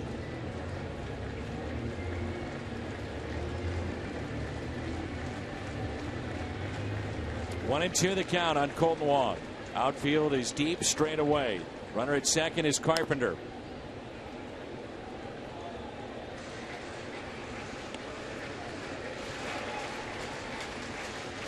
10th time for us, which Fox Sports Midwest has had the privilege of being able to put on This One's For You, telecast to the troops. Think about it, an all-volunteer military force and the sacrifices that each of them make and their families on top of it. We are so thankful. Here's a 1-2. Just got a piece on the finish of the swing. I think he may have caught the mask of Mesoraco, who seems to be okay. I was looking at Mesoraco. It looked like he is well behind the plate, meaning that Kolten Wong might have that backswing that could catch it. This time it looks like a little closer, and watch the backswing as he's moving forward and gets conked right on top of the head. Another reason why they wear the hard helmet.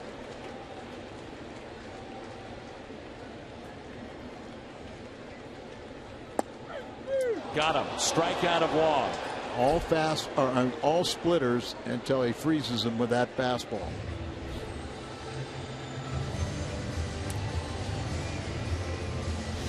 A 2-1 game, and this is from Kandahar. And watching the game from Kandahar, this one's for you. This one's for us. Well said. Zach, I would try to pronounce your last name, but I'd butcher it. Oh, that was easy. Al, nothing out of your mouth is easy in pronunciation. I didn't see it. I saw Zach.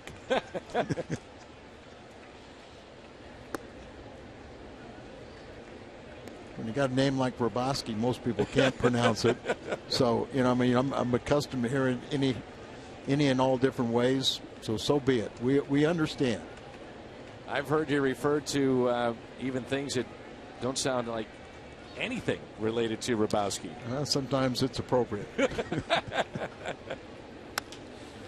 Holiday hits a fly ball into right. And the catch is made. A good friend, Al Hrabosky, on the game tonight. Glad you're with us. And this one's for you.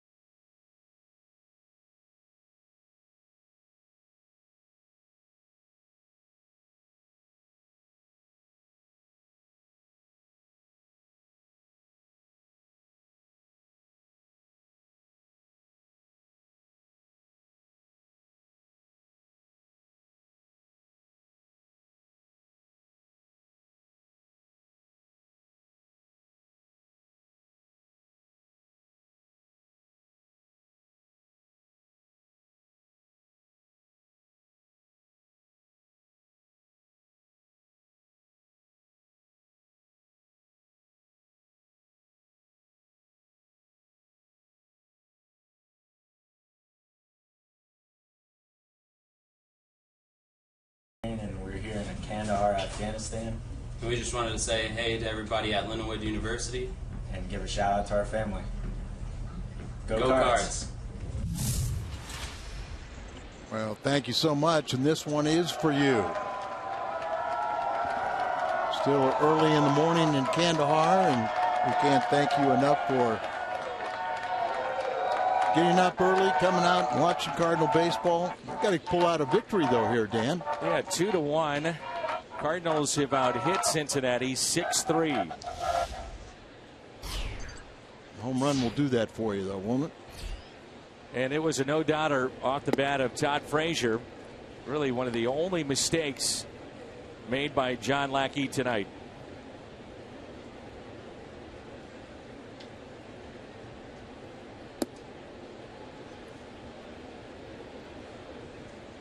And maybe the throwing error that allowed Billy Hamilton after the infield single to get over to third base, but didn't matter with a 2-run home run off the bat of Todd Frazier, his 21st of the year. He is electric when he's on base. Here's a 2-0 pitch. Now 3-0. And the last thing, this is stating the obvious, but the last thing you want to do is walk Billy Hamilton. And Dan, I've been in that situation where the last thing you want to do is walk somebody, and what do? You go out there and walk them. It's just sometimes you kind of change your mindset and you work so hard to try and throw a strike, you end up not throwing it. And there's a strike, 3-1. Or you make a kind of a lollipop pitch and just guide the ball in there. See if he doesn't have better velocity on the next one. And it's 3-2. Billy Hamilton's smart. You know, he's a weapon when he gets on base, but he's had some good months and he's had some tough times. And we talked about earlier that first game of the year against Adam Wainwright, struck out 4 times and looked like he never came close to fouling off a pitch. But he probably will be the rookie of the year if he continues at this pace. And a swing and a miss. He comes back to get him. Jim Hayes has been over in sections 231 and 232 with the families of those deployed. Jimmy, who you with now? This is Debbie Ayers. Her son, Specialist John Ayers, is overseas. And it's Debbie's birthday today. Let's everyone say happy birthday, Debbie. First deployment for John, I'm sure very difficult on Mom. It's very difficult. But, you know, I'm very proud of John, and I love him very much. And all I want to say to John is he called me today to wish me a happy birthday, and I love you so much for that. And I want to wish you a big happy birthday for Friday, August 22nd, to my John, my soldier. So this Friday is John's birthday. How old will he be? 23. Tell me a little bit about him. John, after he graduated from high school, he wanted to join the service, and he went behind me and did that. He's in college. He was deployed, and then now when he gets back, he will finish college, and he wants to be a police officer when he gets out. To serve again. How about that? You got to be so proud of him. I'm very proud of John. Well, his birthday is coming up Friday. How about an early happy birthday, John? Happy birthday, John. Dan? Off the glove of Holiday in fair territory. And Bruce winds up at second base. A long run for Holiday. This will be his 4th error of the season. Reaches out, and we'll see. It hits him on the heel of the glove, and that's very hard to hold on to that ball. It just pops right out. If it's in the webbing, it stays in. On the heel of the glove, it'll pop out. Good hustle as they got the ball back in before the ball.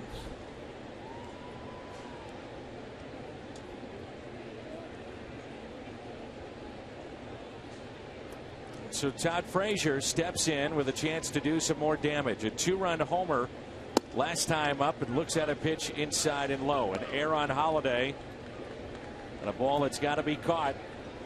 And instead, with 2 outs and nobody on, runner in scoring position and 1 out for Frazier.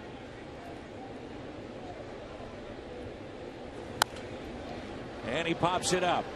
Adams over along with Cruz. Out of play.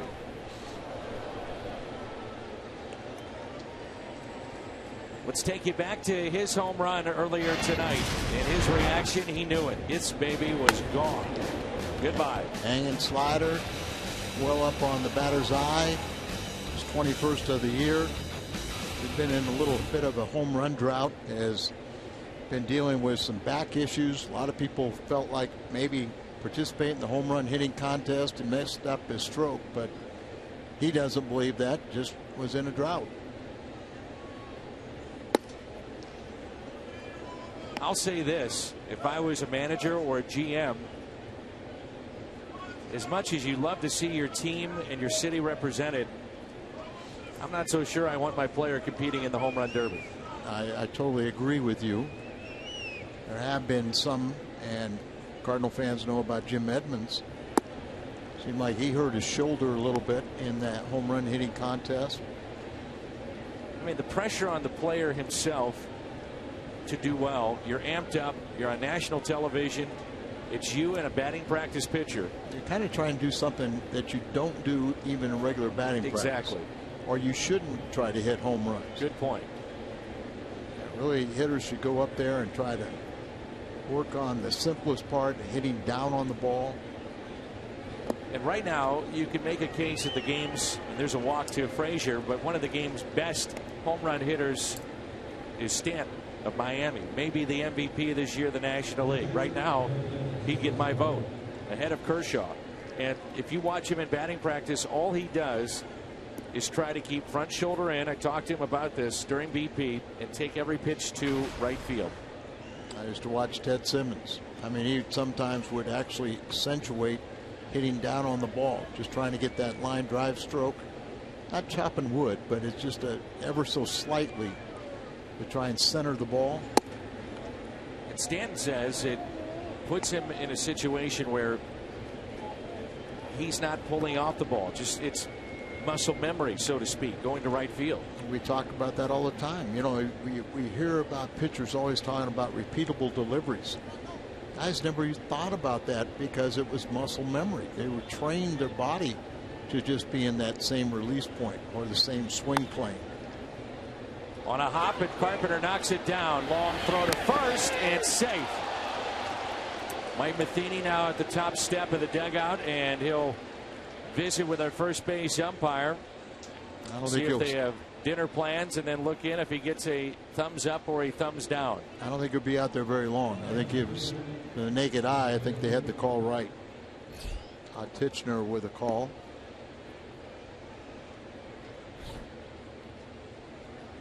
And it's the third error if the play stands.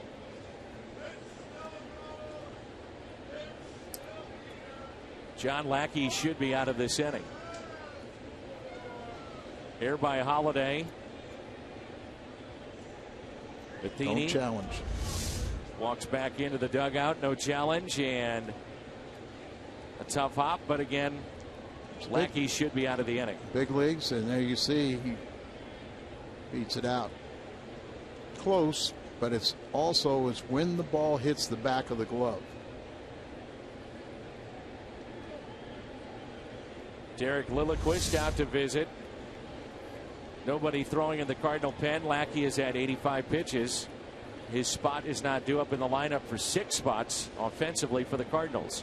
Yes, 7 strikeouts on the night, and with the base loaded and just 1 out, he could use a couple more. A double play ball would be even better.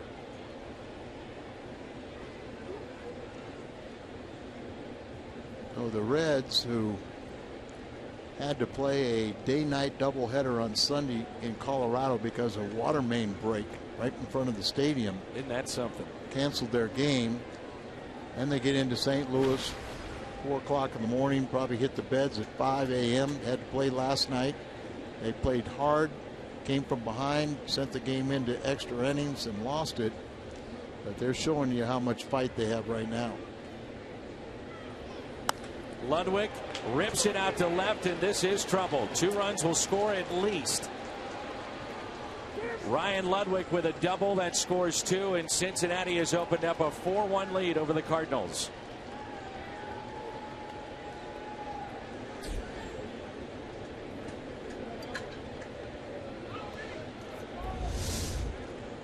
See, pitch. You got Ludwig, who is a good low ball hitter. That off-speed pitch coming down, and he just right in his wheelhouse drives it out into the left field. And 2 more runners, as you said. Reds are up 4-1 and still threatening with a runner at second and third.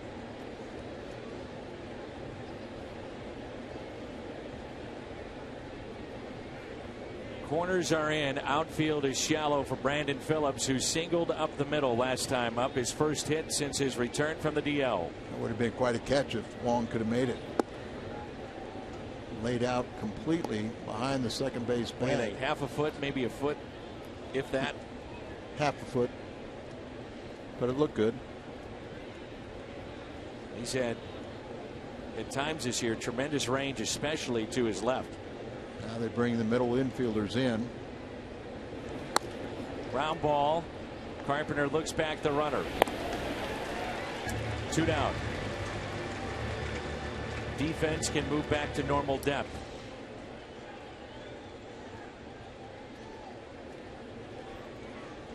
As you mentioned, first time that Lackey has shown the home crowd. He's allowed more than 2 runs in a home start. And the defense has betrayed him with 3 errors on the night and 2 this inning.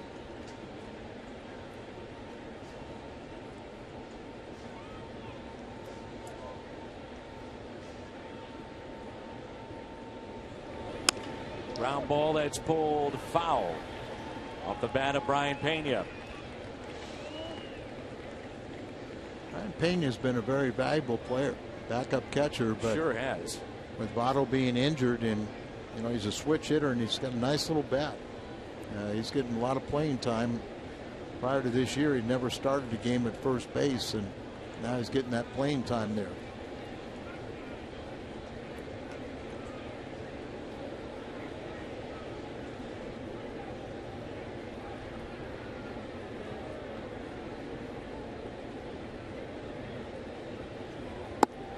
Outside, and it's 1 ball and 1 strike.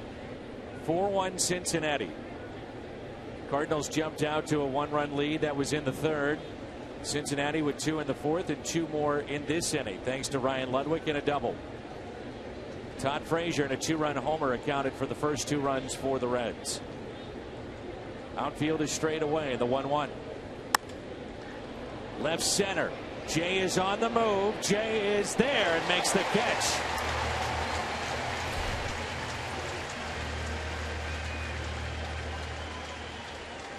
Cardinals have out hit Cincinnati 6-4, but they trail 4-1, and this catch saves 2 runs. Midway through 6, Reds on top.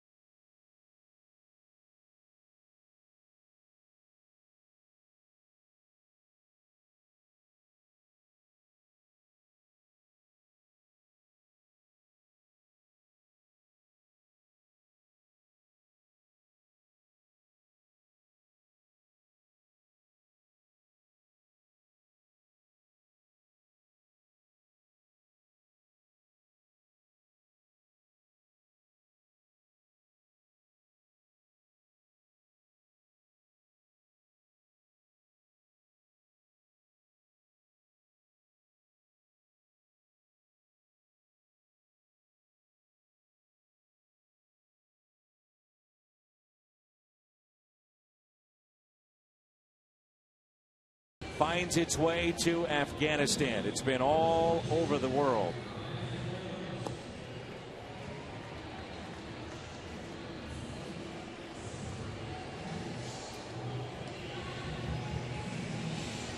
Always a very special night for us. There's no doubt about it. That's Al Raboski. Jim Hayes is with us as well. Dan McLaughlin. It's our annual This One's For You.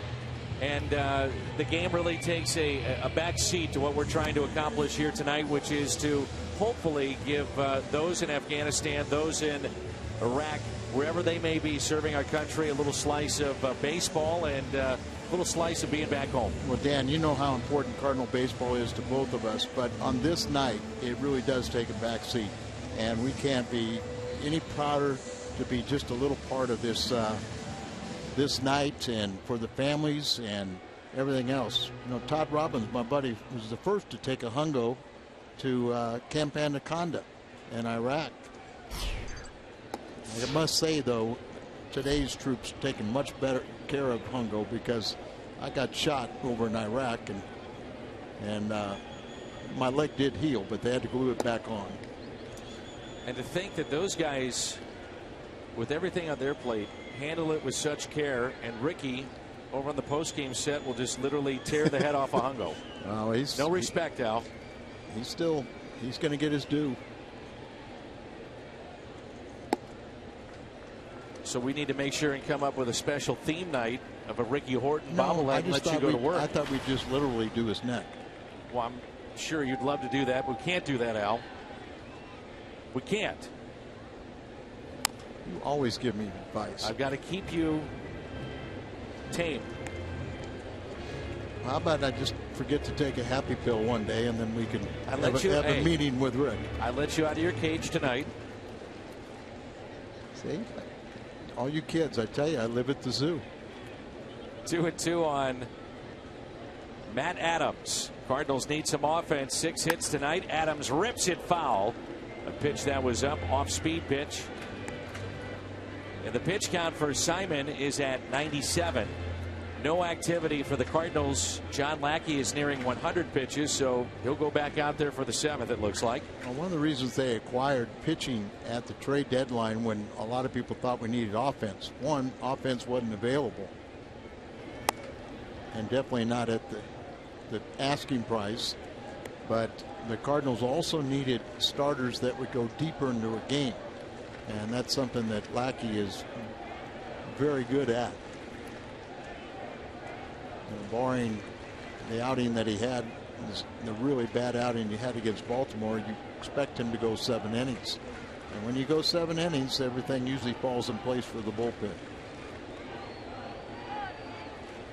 Speaking of the bullpen, it's kind of the elephant in the room right now for the Cardinals and what they do in the back end of games. Now, Rosenthal, obviously, you wouldn't think he'd be available here tonight, but when available, and let's say Neshek is available too, and sticks into the screen near the dugout. But, you know, what does Mike Matheny do at the back end of games? Well, I'll tell you what Mike Matheny's going to do is see Masterson retrieves that ball. In Mike Matheny's mind, he does not have a controversy. You know, he has a closer that had a couple rough outings, but he is still the Cardinal closer. Rosenthal with his 36 saves, 3rd in the National League. Lundwick will give chase, and it's out of play. But I agree with you. I would think that Rosenthal is probably off limits tonight. And because Neshek was not available last night, you've got a really solid backup plan. And I think it's going to benefit the club immensely how Mike has used Neshek for 4 saves, Jimenez for 2 saves. So going forward, when those days that you are questionable or you don't think you have a well-rested Rosenthal, you don't have to ask him. You make that decision. You've got a backup plan. Off the end of the bat, and that's rolling foul. Now, you made a very good point about the Reds, and the fact is, if they had their entire team together, it's a different year for Cincinnati. And their pitching staff, the starters, have gone deep into games, so much so their bullpen has thrown the fewest innings in the National League. And I would think that if you asked Walt Jockney and Brian Price going into the season, they thought that bullpen was going to be one of their biggest assets. The Reds, because of injury, have actually had their projected lineup, play 12 games this year. They're 6-6 during those 12 games, you know, but think about all the time that Votto's missed, a couple times on the disabled list. You got Phillips, you know, Mesoraco started the season on the DL. Bruce has had a knee injury.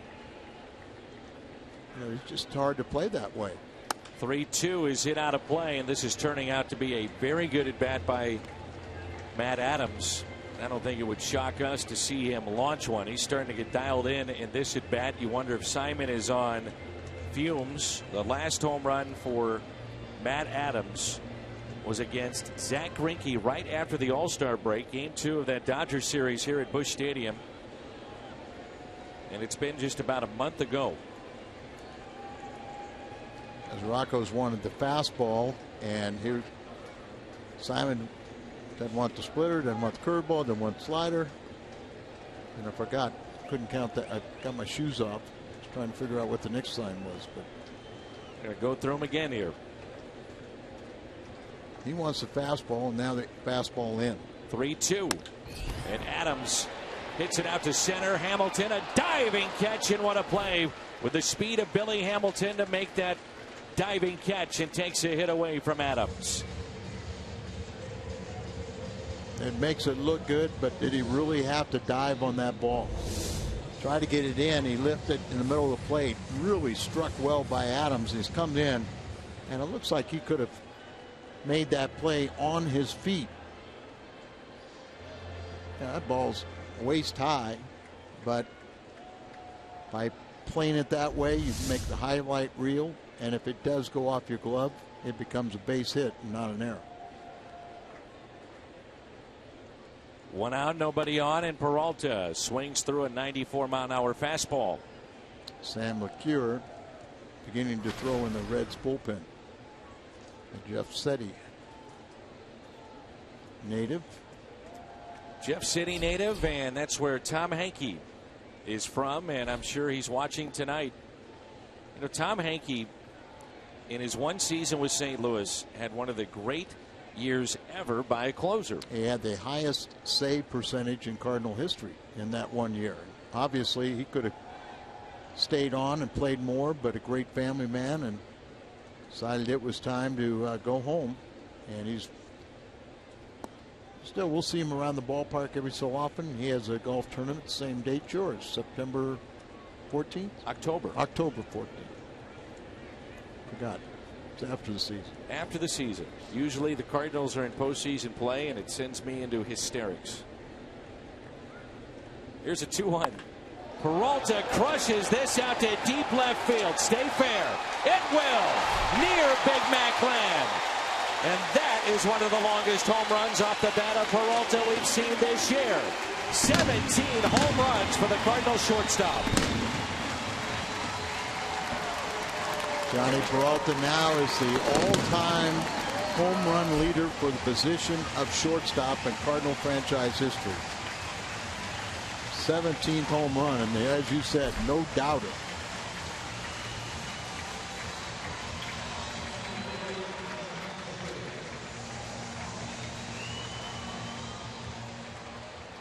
Just keep on pecking away. And there he got the ball up, didn't get as far inside. He's looking for something he can pull, and he got it. That slap the other way. Ludwig won't get there. Jay thought about going to second. He'll stop. And Ludwig, by at least getting a glove on it, holds John Jay to a single. If not, it's a double, maybe a triple. That was an outstanding defensive play. We know Ryan Ludwig's going to give all out effort. And as you said, he's going for the catch. But that was a very difficult play to keep that ball in front of him. Come there, hits him up in the heel, doesn't stay in the glove, but he comes back, gets the ball in so quickly, and keeps John Jay to a single. Outstanding by Ryan Ludwig. That'll be it for Simon as Peralta's got the lead to 4-2. A special night on Fox Sports Midwest. This one's for you.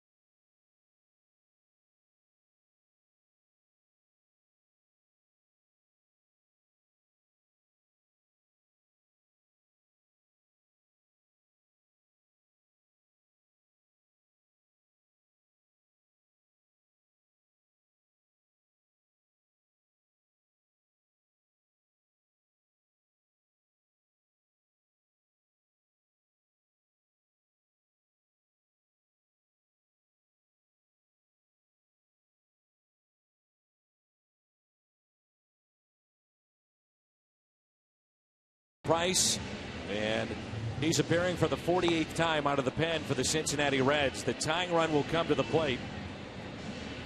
And a chance for Oscar Taveras. The Cure, Hoover. It's really been an up and down season for some of those righties coming out of the pen. Christopher Negron is now at third base, and he was very, very good filling in for Brandon Phillips. And Todd Frazier shifts from third to first. Oscar is already 1 for 2. He's hit the ball well tonight. See what he can do off of LeCure, who opponents are batting .297 against him. With one out, Tony Cruz is on deck, and he's 1 for 1 with a home run against Sam LeCure. Here's Taveras with a single back in the fourth. Average at .218.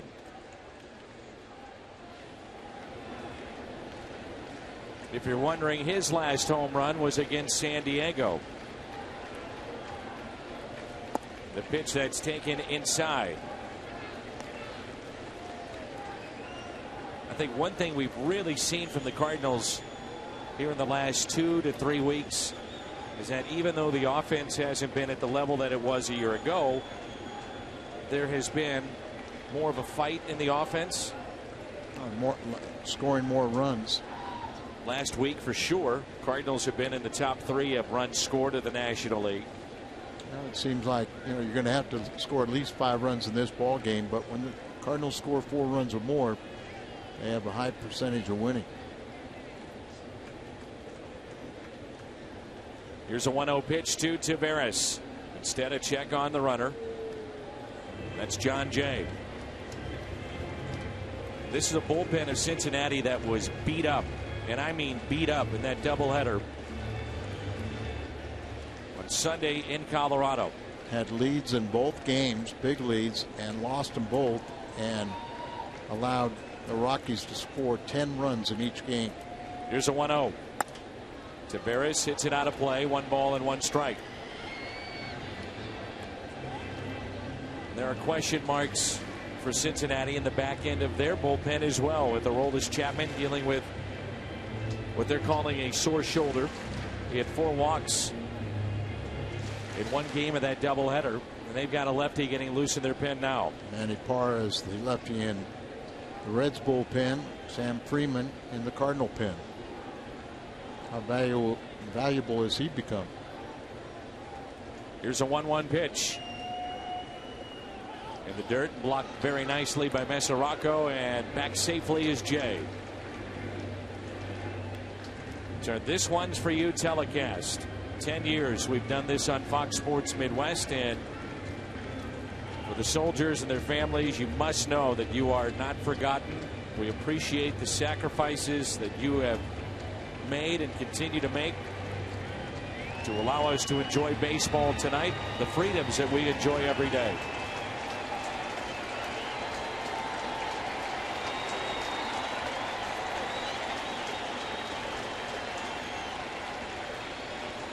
Here's a 2-1. Taveras, base hit into center. Jay to second. He'll stop there.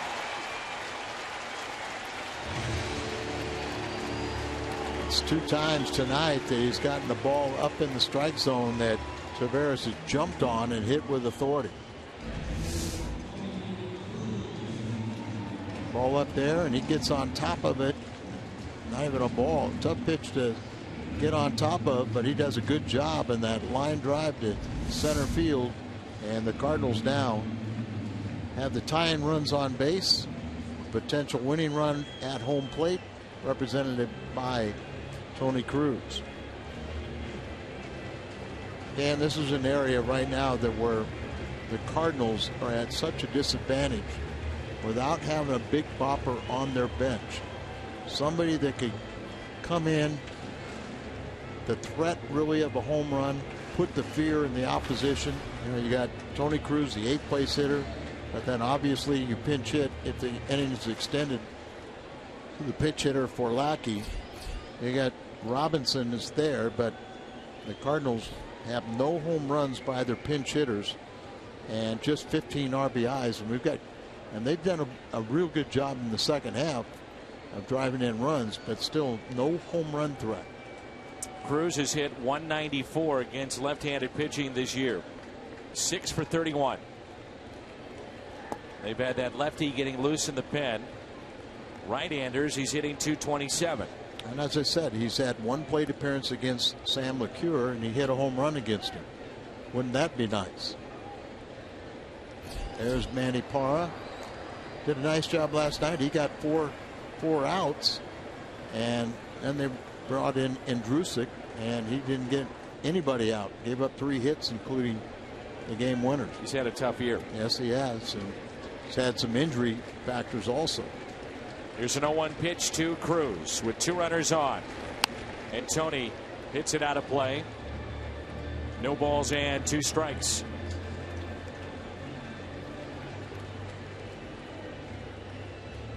Now Freeman is being replaced by Randy Schote in the Cardinal bullpen. More of a left-handed specialist to get one key left-hander out.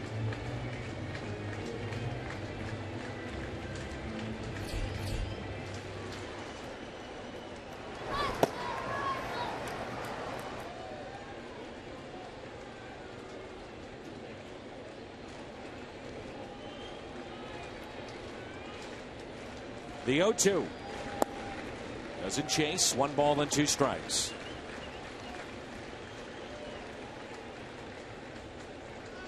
Outfield is straight away.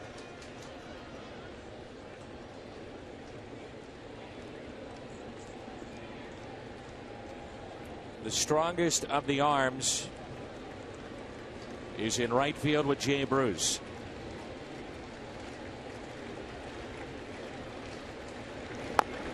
That's pulled foul. We'll do it again. Pierre will give you a lot of two-seam fastballs, the sinking fastballs, and then he has a knuckle curveball. Bert Hooton was the first one I can remember that started throwing that knuckle curve. Remember Jason Isringhausen when he first got to St. Louis and the knuckle curve. And that pitch was as nasty a pitch you would find in the game. Jason threw a lot harder than LeCure too to help offset it. 1-2 the count on the Cardinals catcher Cruz. Check swing, and he went. Knuckle curve there, not near 12-6, but kind of a sweeping pitch. But you can see it went all the way across the plate. There you see the knuckle curve. You throw it like a curveball, but you have that one finger bent, you know, where you see the knuckle, and that's why we call it a knuckle curve.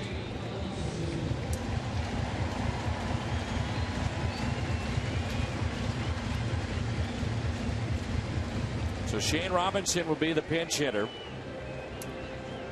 Robinson has walked against LeCure. Pinch hitting this season, 2 for 22.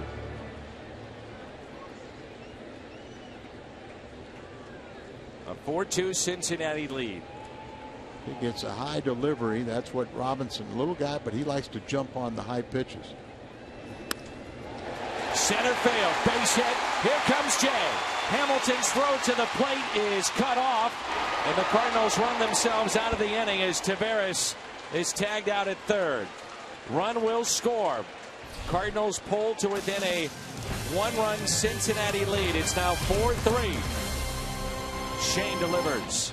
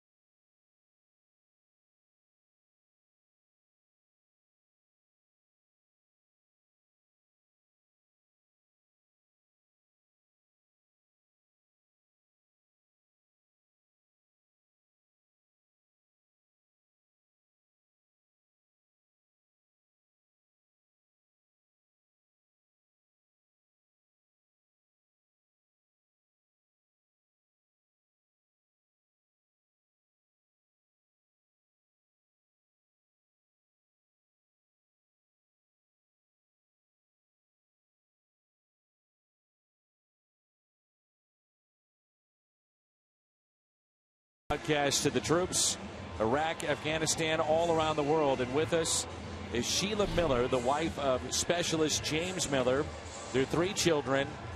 And Mom Mary has joined us as well. There's Mary. Mary, duck a little bit. Come on over here. Duck a little bit. Make sure that James can see you. And my understanding is, by the way, welcome to the booth. And it's wonderful to have you guys here. I'm going to start with Mom. You had not spoken to your son until tonight. Is that correct? That's correct. And tell us about the exchange, what it was like. It was awesome.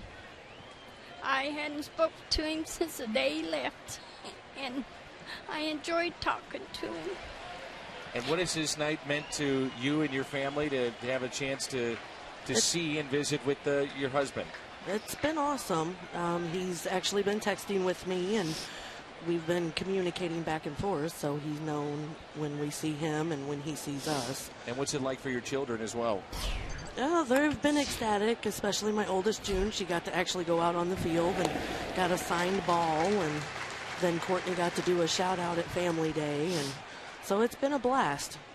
And, Mom, obviously you're very overcome with emotion, understandably so, and when you send a loved one, a son, a daughter, off to do what he's doing, to war or to help clean up, to make a difference, can you describe what that's like when you get word that your son is heading overseas? It tears your heart out. You don't want him to go, but you know that's what he wanted to do. And you just pray to God that he's all right and he comes home safe.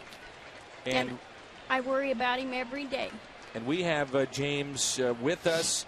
There he is. You can see him, and it's the first time you guys have seen him in quite some time.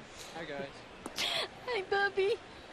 Yes, it is. Hi, Mom. We actually get to Skype and talk on Tango every once in a while. We do a lot of talking through Facebook. That's been our main communication, and he gets on the Facebooks with the girls and talks with them, and it's hard. James, your kids are here. They don't have headphones on, but I can relate to what you want to say to them. But your mom and your wife have the headset on. They can hear you. Let's start with your mom. What would you like to say to Mom tonight? Mom, I love you. I miss you.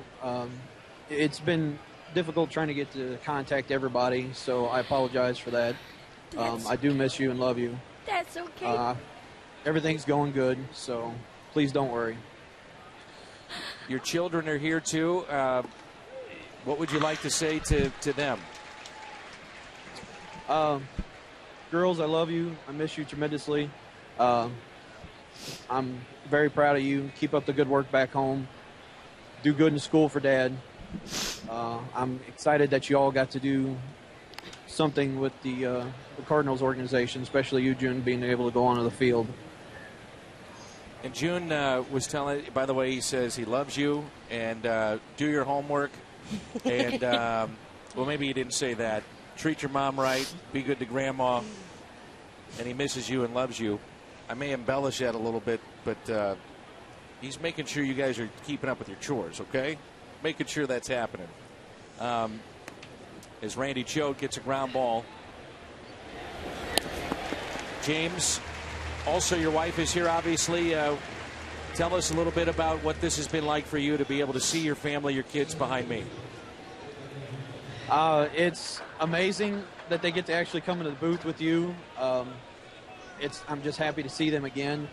Sometimes the internet isn't quite good enough to get to Skype with the family, so it makes it kind of difficult, or the internet's down. So I'm thrilled to death just to see them today. And sorry, it gets a little emotional sometimes. I can imagine. As you see your husband, what's going through your mind right now? I love and miss him. I'm ready for him to come home. Randy Choate delivers a strike to Billy Hamilton. As you look and see your family surrounded and see them having a good time, I'm sure it adds emphasis that you're making a difference for us to enjoy our freedoms and to enjoy the game of baseball tonight. Yes, I've loved baseball since I was a little kid, so, and I do my best to make sure that we can still enjoy these great games of baseball and all sports. Are you a Cardinal fan? It looks like it. Yeah, I've got a few frowns when I flew into Texas with wearing his hat and his shirt, so I think Texas is still a little sore from 2011. So nicely done. Yeah, they're a little sore about that. You bet they are. Your wife just showed me a picture. Is this a Cardinals tattoo that you have, sir? I couldn't resist. I had to show it. Yeah, I've had it for about 2 years now. So yeah, it's a tattoo. I'd say you're a pretty big Cardinal fan then. Yes, sir. I definitely am. It's Collects wonderful. as many hats as he possibly can. Yeah. Oh, well, of course. I didn't leave home without this one. I'm going to put my headset on you. What would you like to say to your dad?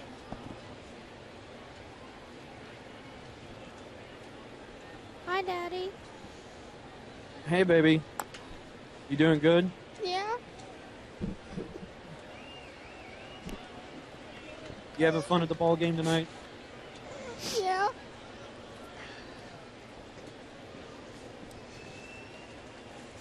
I miss you guys. I love you. I miss you too.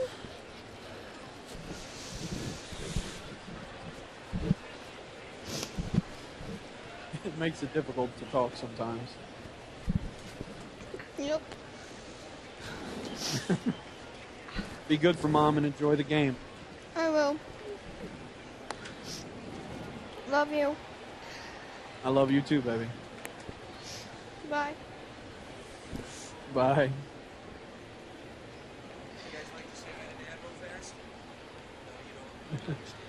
Come on, June. Oh, Dad. Hey, baby. How you doing, Bug? Good. Good. Do you enjoy going out on the field? Yeah, Yeah. You looked excited. I was. Tell him about your ball. I got a signed ball. By who? Oscar. Tavares? Yeah. Oh, that's awesome. We'll have to get a special case for it when we get home. We'll put it Yeah. up. I can remember the first time I got a Cardinal signature. It was awesome. Not quite like how you got it, but it was awesome. Yeah. It was a great experience. I love you. I love you too.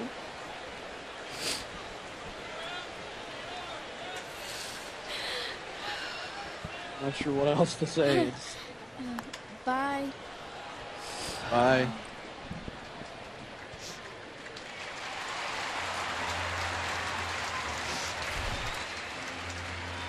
God bless you guys. Thank you for being here. Thank you for so having much, us. okay? Thank you. Hey, say I love you to your dad. He wants to hear your voice. Tell him you love him. Can you do that for me? Oh, that's okay. Come here.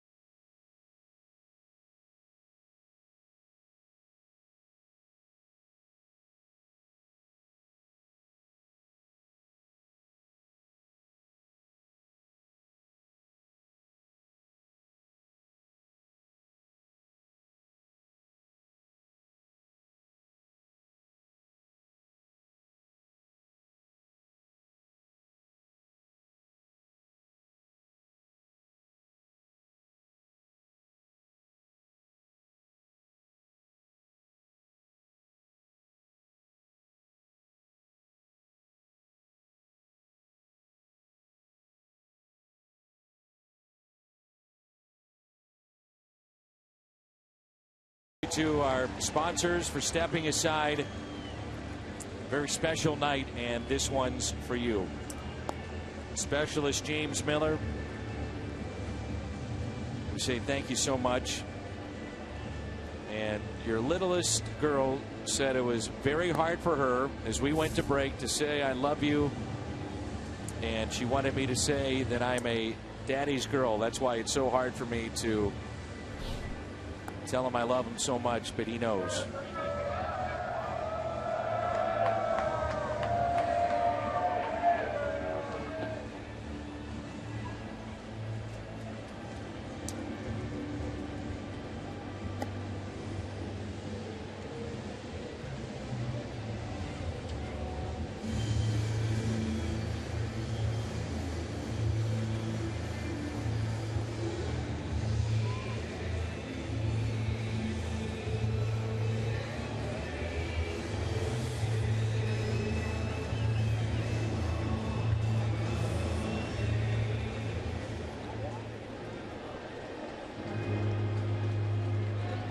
You're doing a great job, and especially for you, a father of 4 young ones. Luke's the oldest at 9. I could see how touched you were. Oh, man. That was something.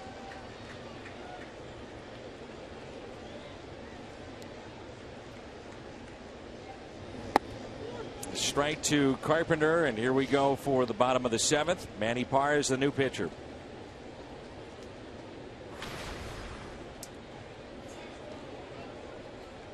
Parr appearing for the 45th time. 4.15 ERA, 1 save. Opponent's batting .265 against him.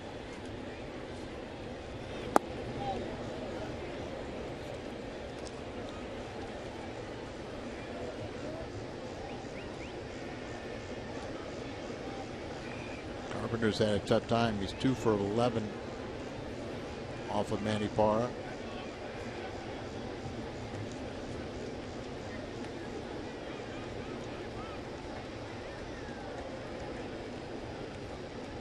Here's a 1-1.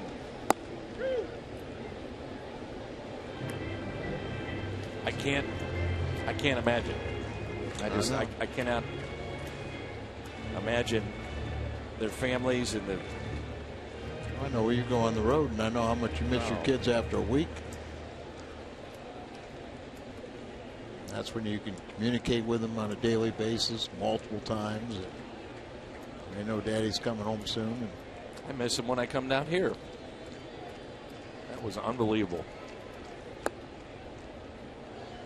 2-2 the count on Carpenter.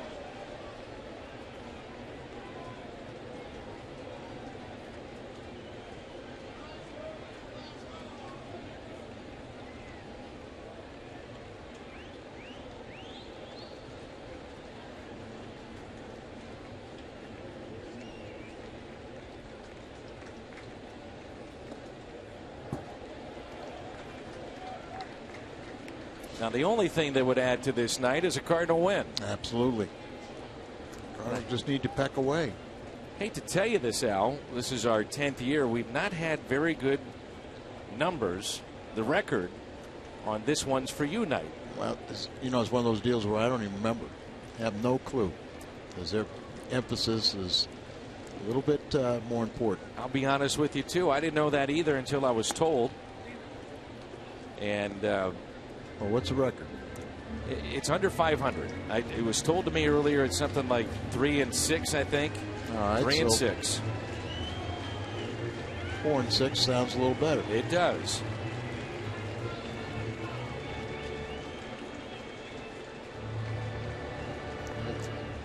Afghanistan winding down, and troops supposed to be coming home next year. Let's hope no troops a year from now will be in combat situations. Strike to Carpenter.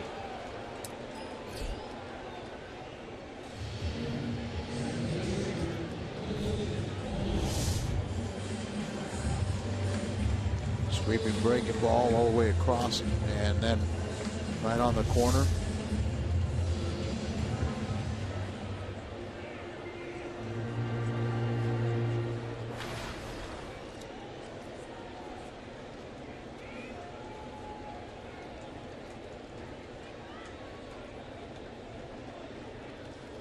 Here's Colton Wong.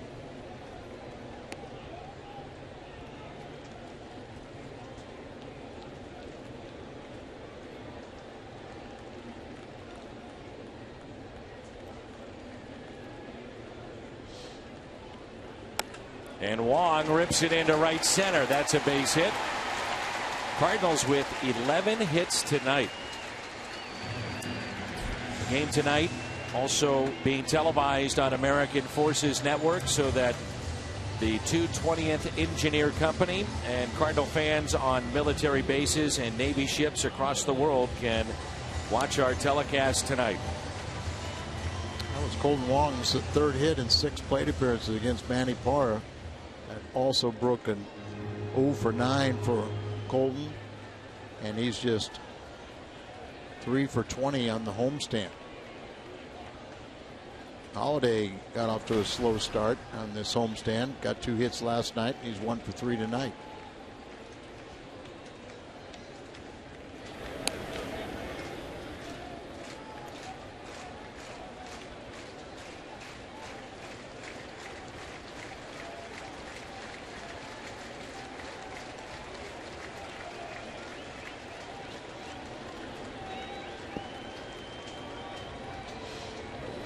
Holiday in the air, deep right center. Hamilton was playing really deep. We noticed that in the first series of the season. Hamilton, as many of you know, by trade is an infielder, a shortstop, moved to center field because of his athleticism, his speed. He plays really deep. Because of his speed, he can go over there and cover the gap, but it really does help out when you play that deep to start with. It's much easier for an infielder to go out and learn to play the outfield than for an outfielder to come in and play the infield like Schumacher did a couple years ago for the Cardinals. Not uncommon for many shortstops to end up playing center field.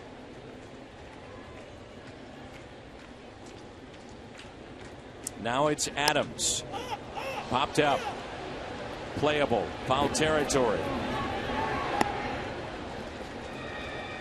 We head to the 8th. Cincinnati leads it. This one's for you. It's 4-3.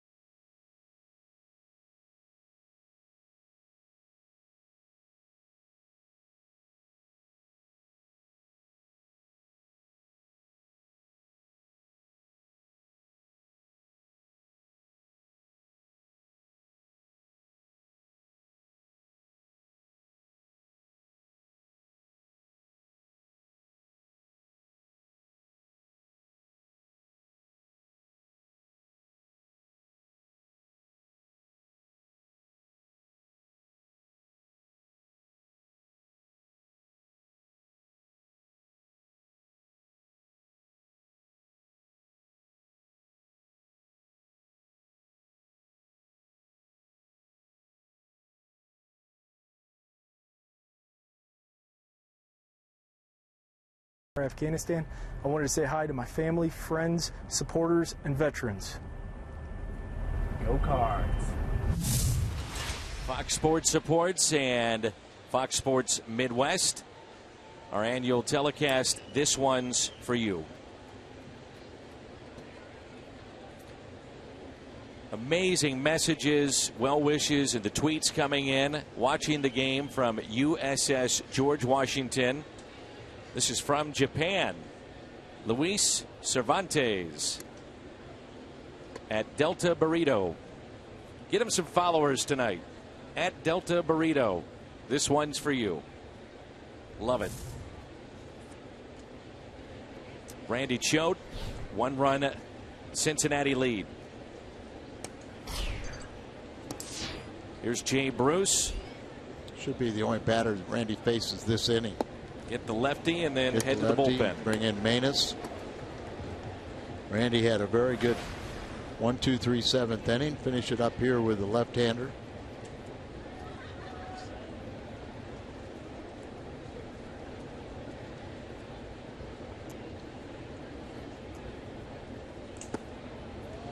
And pitch is taken low and inside.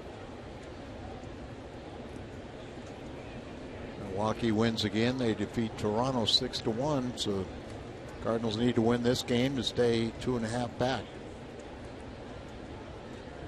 Reds would have to win the game to stay 9 back. There's a ground ball that's hit to third, and Carpenter makes the play.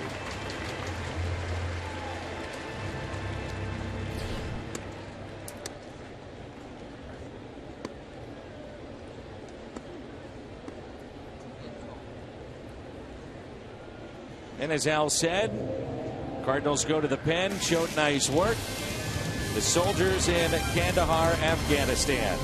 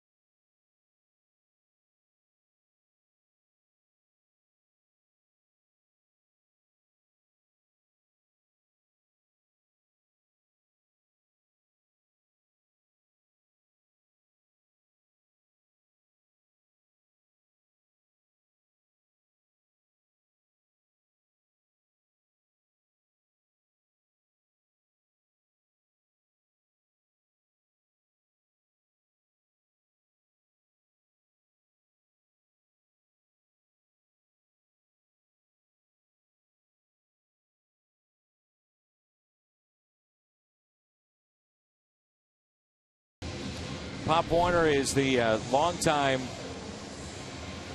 manager at AAA, and his wife is a longtime Cardinal fan. There she is with their children. They never miss a game. And we'll see Pop, I'm sure, coming up. Rosters are expanded. The coaching staff is expanded as well. Often overlooked. Yes. That aspect of it. And they say that the Cardinals are going to call up many more than they usually do, as this team may need a little help. I don't think anybody's going to be a major impact, but you know, they will provide some help down the stretch.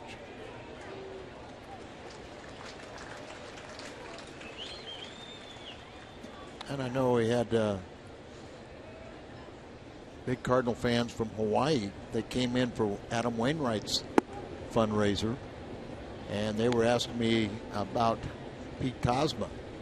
And I can report that Pete Kozma's name has been mentioned as one of those call-ups, and hopefully that'll happen. You know, every now and then we look at every one of these deals, and you'll see where he's had good numbers against some of these pitchers. Here's a 2-1. Frazier, base hit.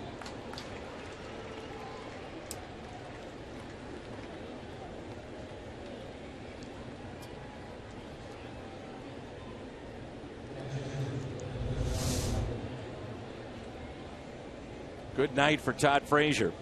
Yeah, right below the knees is he drills that ball into left field. He's a good player. It's the understudy, remember, for a while to Scott Rowland. Yeah, kind of an unorthodox batting style and everything, but you put him out there in the games and he performs. He took part in the Little League World Series with that going on now. There's a great picture, and he is from New Jersey, grew up a Yankees fan, and he was allowed to go on the field, as we saw tonight with the Soldiers kids that had a chance to run out to a position and meet a player, and Todd Frazier had the chance to do that at a Yankee game, Old Yankee Stadium, and he was 13 or 14 at the time, and Derek Jeter was in the middle of his career, and then both are All-Stars this year. I hope he had a chance to take that photo with him and show Jeter and get a new one. His brother was his pitcher during the Home Run Derby for Todd Frazier.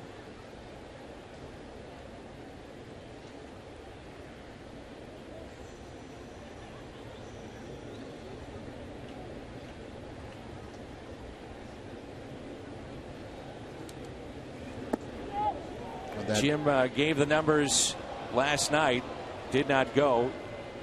In the history of baseball, percentage-wise, and again, it's early in his career, but in terms of ground ball double plays, the best is on the mound right now in Seth Maness.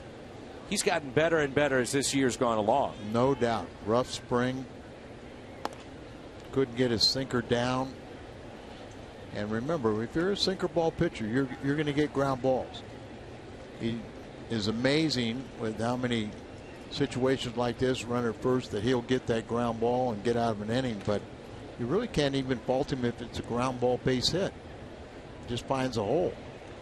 But his sinker is working so much better right now, and so is his changeup.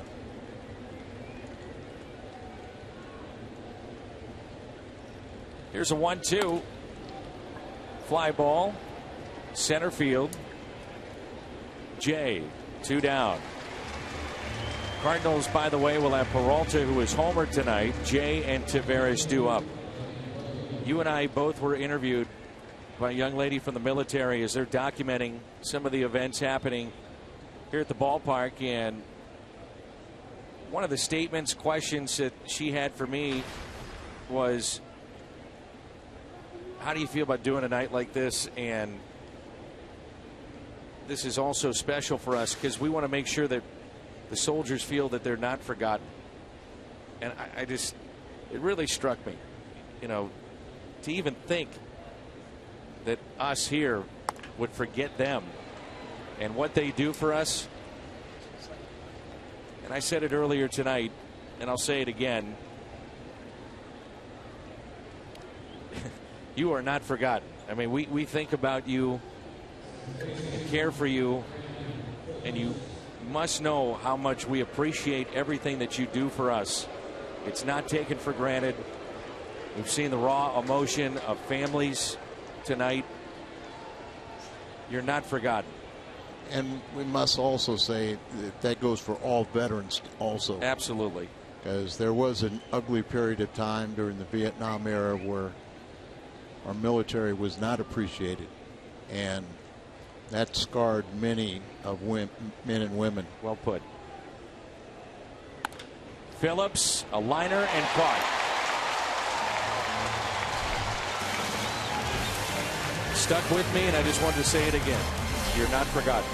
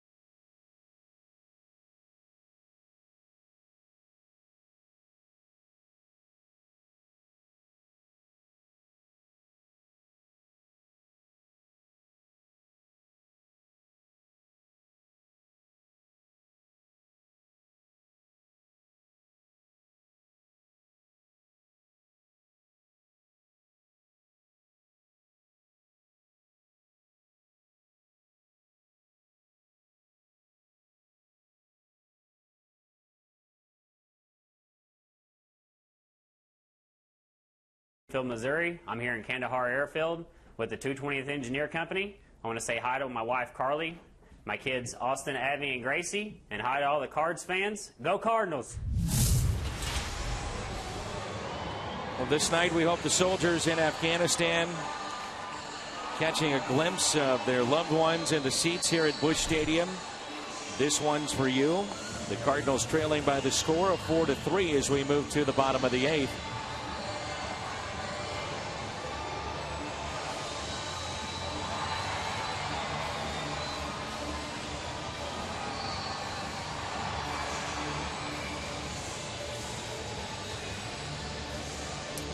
During the breaks here at the ballpark, we'll see some of those reactions that you just saw with that young lady. As Jumbo Diaz is in the game, we are playing up on the Jumbotron many of the messages that have been sent back. And you may not see them on the telecast, but those families are seeing them here at the ballpark.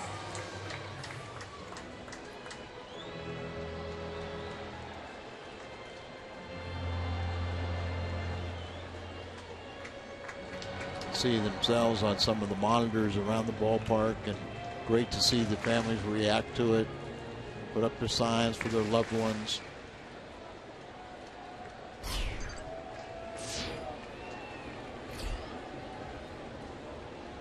Here's Johnny Peralta, who is homered tonight.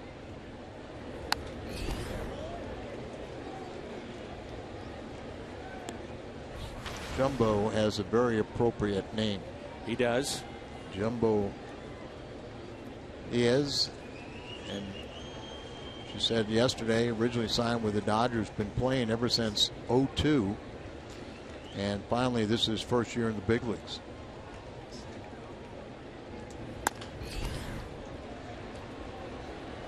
Cozart. Peralta retired for the first out. Al told you earlier that Milwaukee has already posted a win. The Cardinals trying to keep pace at 2.5 games out. The Brewers retired the final 24 in that game, 24 straight. That was against Toronto. A pretty good chance to win, don't you? Pitching, pitching, pitching. Yep. And the Cardinals are going to see some pitching tomorrow. Johnny Cueto.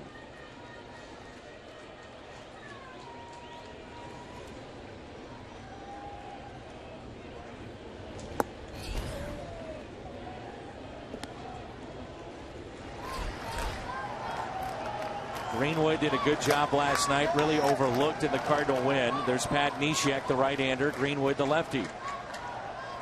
And you know, Johnny Cueto is already has 187 2/3 innings. 187, 2/3 with 6 weeks to go. Getting to be old school. Give an idea. Wainwright has 176, and we think he's one of those guys that throws a ton of innings. I think Cueto then could get around 220, 230. Figuring up the starts. You and I were talking before the game. It's 2 balls and no strikes on Jay. A team that I don't think a lot of teams would want to play down the stretch. The Chicago Cubs. They have added Baez. He's given them a little jolt. Their young players are playing well. Nothing to lose. Absolutely. You talk about it all the time. Those are the most dangerous teams. They're going to be a tough opponent for anyone. You know, they have nothing to lose, like you said. They're, expected to. You aren't supposed to win these games. You're still 2 years away from your opportunity, and yet those players are going to be playing out of their mind.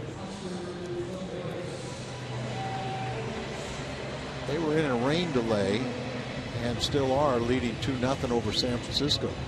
Beneficial to the Cardinals when you think about the wild card. San Francisco and St. Louis could come down to those 2 teams. Here's Tavares' pair of hits. Both have been singles.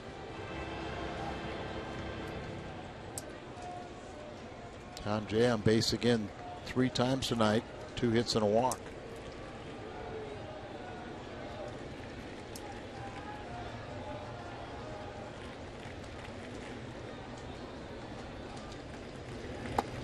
And a strike on the outside corner.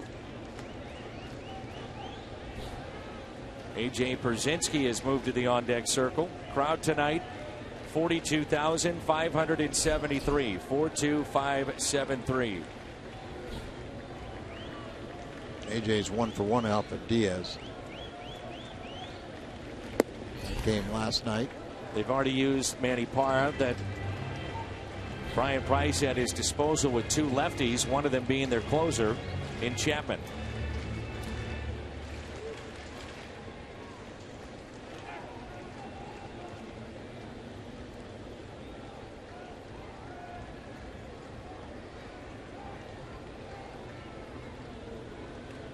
Here's a 1-1 pitch.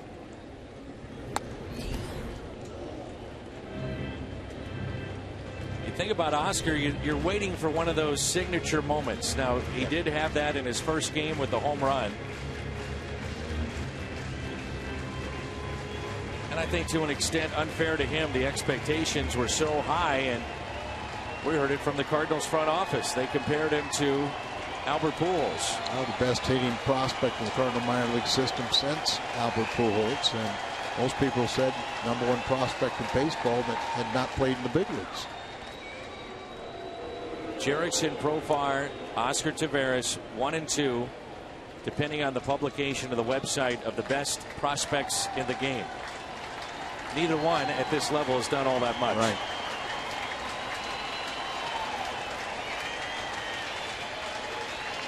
One-two pitch. You mentioned Baez. You know, he's done more. Gregory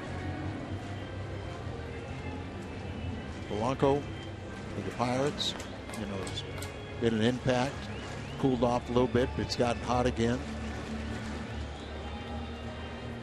I think with the internet and so many people making a living out of evaluating prospects, now these guys come to the big leagues and you hear about them so much more now than you ever did.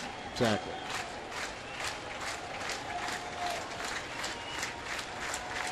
The 1-2. Took something off it and strikes out Taveras. 2 outs, and it brings in Pierzynski, who had a big hit last night. Speed pitch, and like he actually swung underneath it.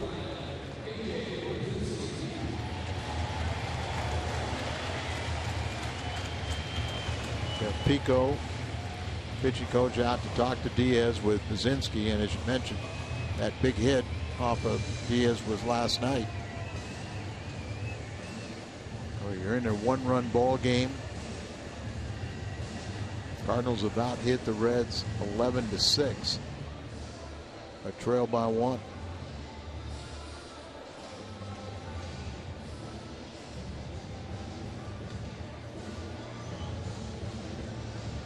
I wonder what it must be like for Brian Price. So many years as a pitching coach, and you relinquish those duties. Now you're the manager. You're thinking big picture of everything.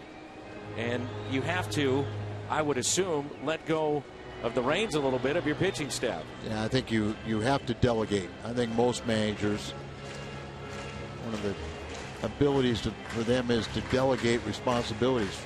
You hire your people that are good, trustworthy. It's like the military. You have to delegate out and then trust that they are the right communicators to get the job done. Can't do it all. 2 outs and a runner at first. Pierzynski, first pitch, hits it out to left. That ball is down. Jay on his way to third. Will they wave him in? No, they'll stop him at third base. I think it was a good decision. Jose Oquendo is such an aggressive third base coach. He wanted to send him all the way, but when that ball got back in so quickly that John Jay had to step at third base. Ball stays up. It's out away from him. He takes it out in left field, and once again, Ludwig cutting the ball off, getting it back in. Right there, you see, Cozart had the ball, and at the edge of the outfield grass when John Jay had just touched it, he got around third base. Descalso came off the bench last night, delivered with a double to score John Jay. The big moment in game 1. Can he come through here in game 2? Dan, I think because of Descalso getting the playing time on the most recent road trip, the pinch hit appearances he's had on this homestand, he's in better position right now to deliver than he has at any point all season. Descalso, little flare down the left field line. It's fair. This game is tied. Brzezinski on his way to third. Daniel Descalso does it again. Tied up at 4-4.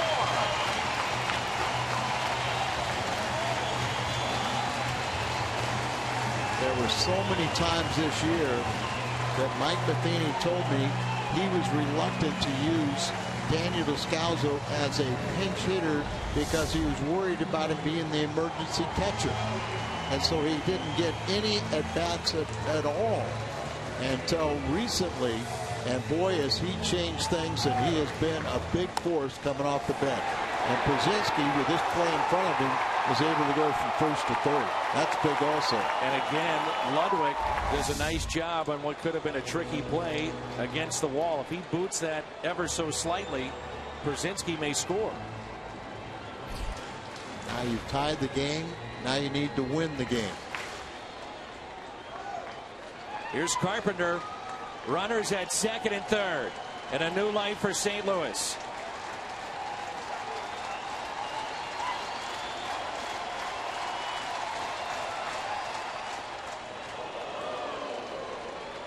J.J. Hoover is in the the Reds bullpen, and Hoover took a devastating loss on Sunday in the first game, and he is 1-9 on the year. Talked about that earlier, but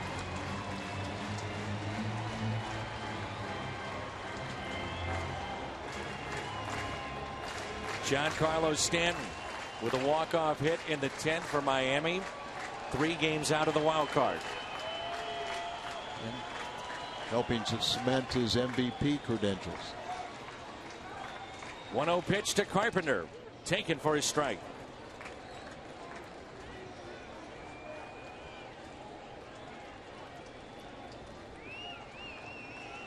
Again, the Cardinals keep on delivering with 2 outs. 3 for 5. Hopefully 4 for 6 for runners in scoring position. 2 outs. Scored 3 runs last night with 2 outs. A double by Descalso in game 1. Big hit off the bench. He's done it again here in game number 2. 1 ball, 1 strike on Carpenter. 2 balls and 1 strike on Carpenter.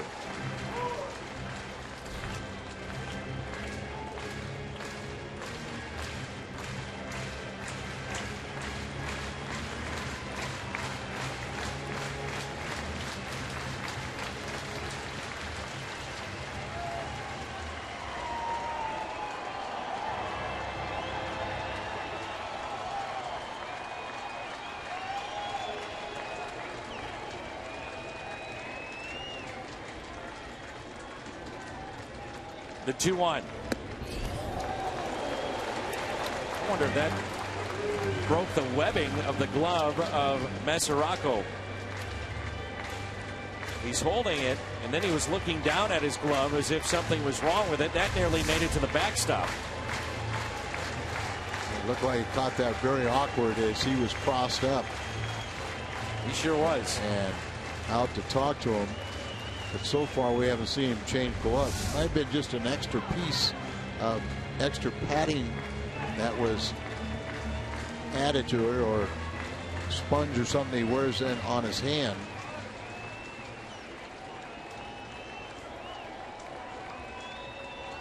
Glove is fine. And a chance for Carpenter to come through. Hitters count. 3 balls, 1 strike. Runners at second and third in a tie game. Good rip at it and puts it out of play. You know, Carpenter, outstanding how he works the count. Never afraid to hit with 2 strikes. 2 strikes. 2 outs. You got the full count.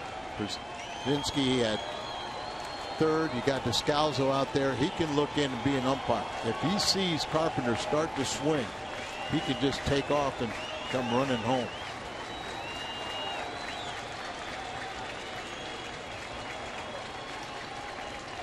Run a home. 3-2. And he walked him. I can't think of a guy that's got a better eye in baseball than Matt Carpenter.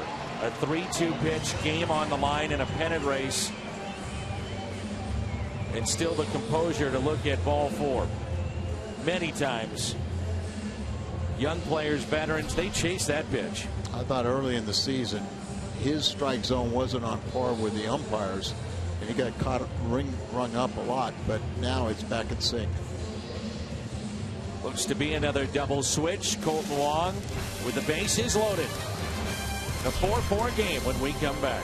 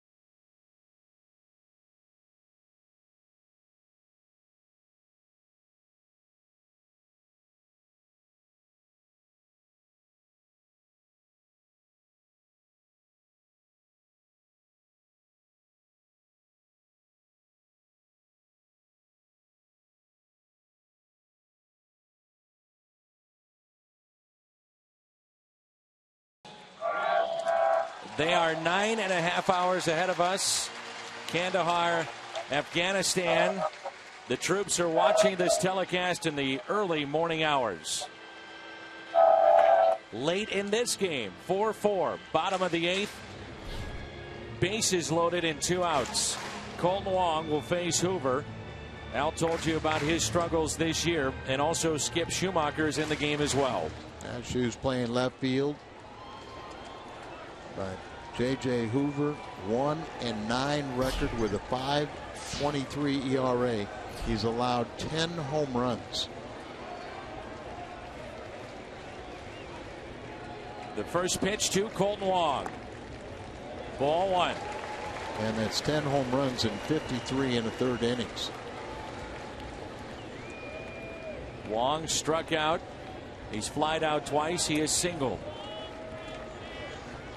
That grand slam was his first ever major league home run against Kansas City earlier this year.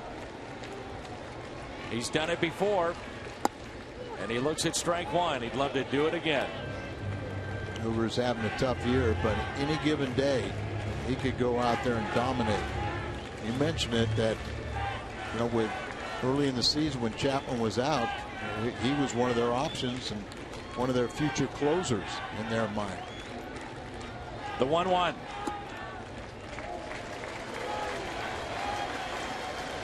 You can understand why Brian Price double switched with what's coming up in his lineup.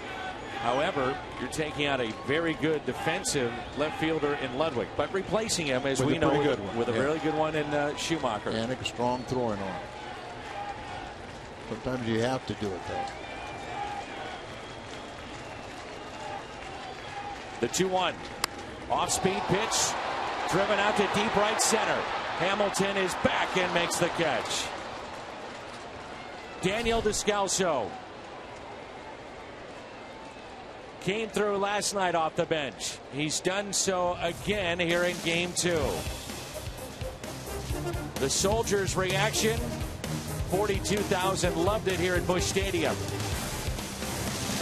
Loving it in Kandahar, Afghanistan. This one's for you.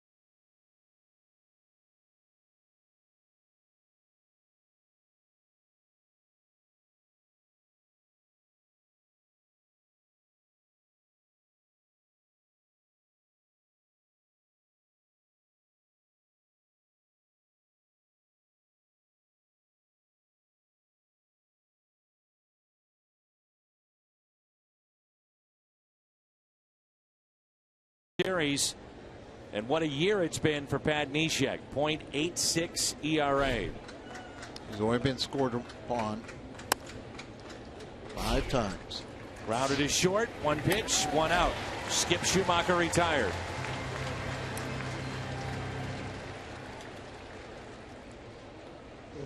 The Soldiers that we've been visiting with tonight were deployed back in late April, and who would have thought at that time in late April Pat Neshek would be an all-star, much less put together an ERA under 1 in what is statistically turning out to be one of the great, and I mean great, seasons ever by a Cardinals reliever. Leads the major leagues with relief whip, just slightly over half a runner per inning.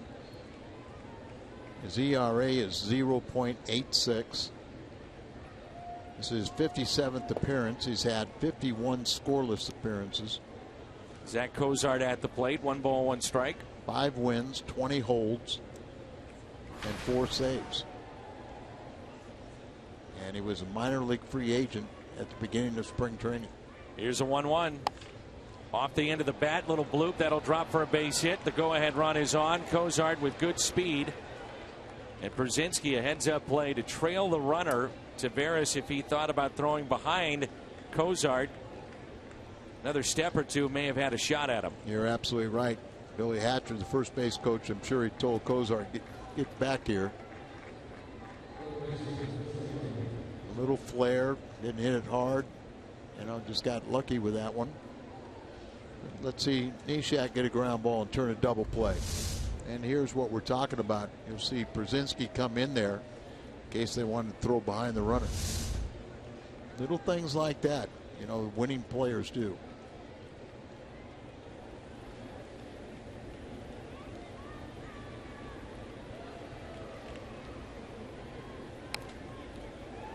Strike 1 on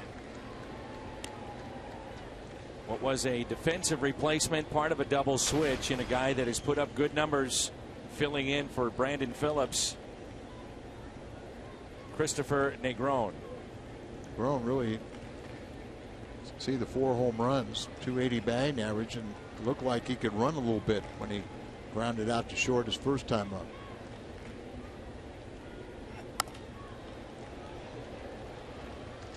Mentioned that Neshek, a minor league free agent, and you just wonder what's going through his mind, his representative's mind, and the Cardinals' mind in terms of extending this relationship between the two. I think Pat would be very receptive to that. I think you kind of develop a little, you know, I owe you something for giving me the opportunity, but you're going to have to pay him. And I think the Cardinals will be more than willing to do so. Right-handed hitters, you just can't sit anymore on his slider, which he threw about 99 out of 100 times last year. Now he's mixing in a fastball that's been around 91, 92. That velocity has not dropped. It's not waned. It's gotten better. And then occasionally he'll throw that little palm ball that's his version of a changeup at 68, 70 miles an hour. No, I think that changeup is such a good pitch to the left-handed batters. But you saw that strikeout right there was by design up there to produce that swing and miss. Fastball and a strike at 89. Billy Hamilton at the plate. Looking ahead to the bottom of the ninth, the Cardinals will have Holiday, Adams, and Peralta, 3, 4, and 5 in the lineup.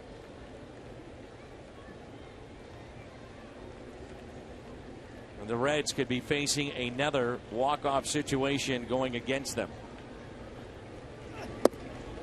0-2. That pitch at 91. I thought Neshek's outing down in Miami, one of the best innings we've seen in him out of so many great innings. But he had his wife and infant, the baby in the attendance and everything, and you knew he was pumped up for that one. Fastball, 0-2. Spoiled. Latest edition of Cardinals Magazine, and they do just a great job of some of the inside stories with the club, but there's photos exclusively with the Cardinal All-Stars, and it meant so much for Pat Neshek to go back home to Minnesota to see family and friends, and one of those family members, as many of you know, a groundskeeper for the club. Some neat pictures with he and his brother. There's that changeup. I really like to lefties. Oops. Fly ball. Taveras. Last night, it was a walk-off winner for St. Louis. Peralta delivered. That was in game 1. What's coming your way in game 2? Part of the lineup coming up. And this one's for you.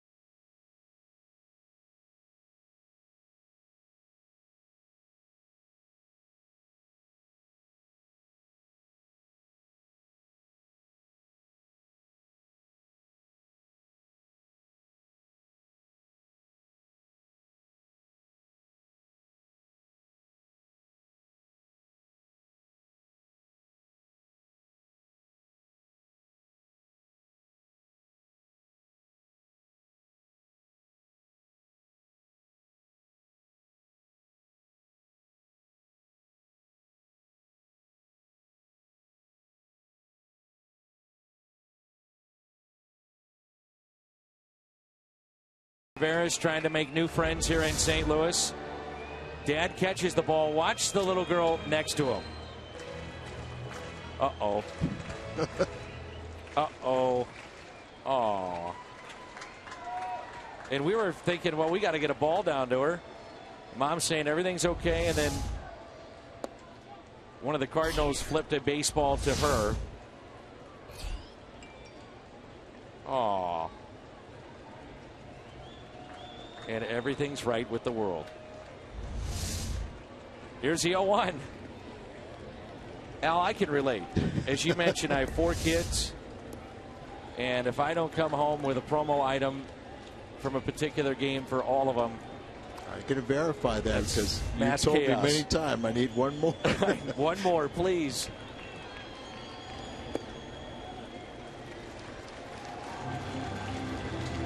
And we think the little girl is happy. We think everything's been settled. 2 balls and a strike on Holiday. One swing of the bat could win it. Her dad was holding a third little girl. Did she get one now? She's too young to know what the heck's going on. She's just happy to be at the game. Some cotton candy in the tummy. Invented by a dentist. Uh-huh. The 3-1. Taken high. Winning run is aboard.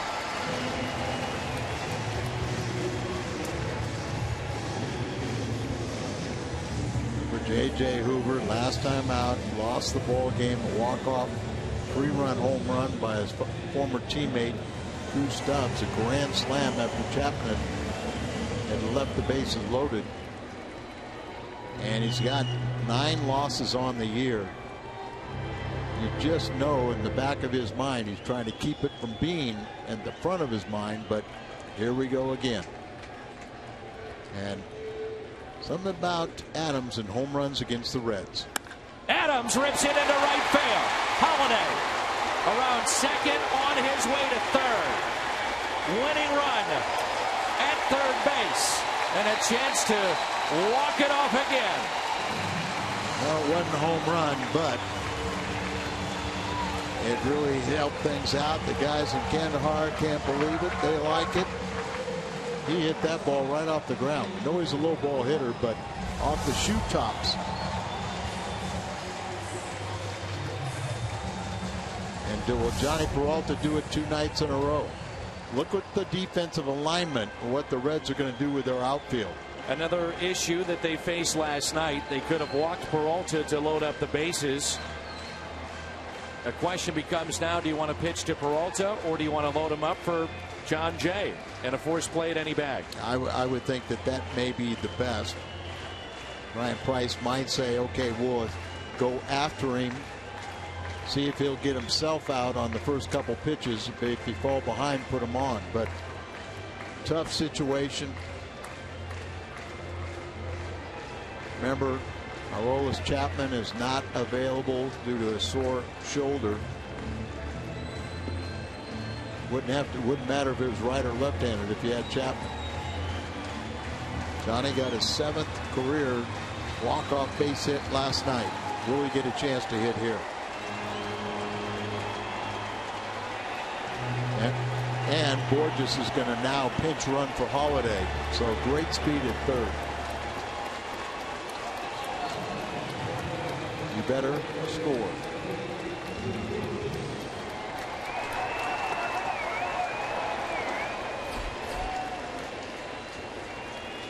Game 2 playing out like game 1.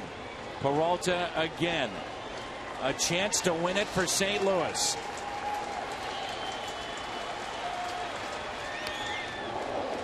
Strike 1. Well, he went right after him and gave him a pitch. Johnny fouled the bat. The Cardinal bench, only Greg Garcia, who was recalled as Mark Ellis was put on the DL today with a oblique.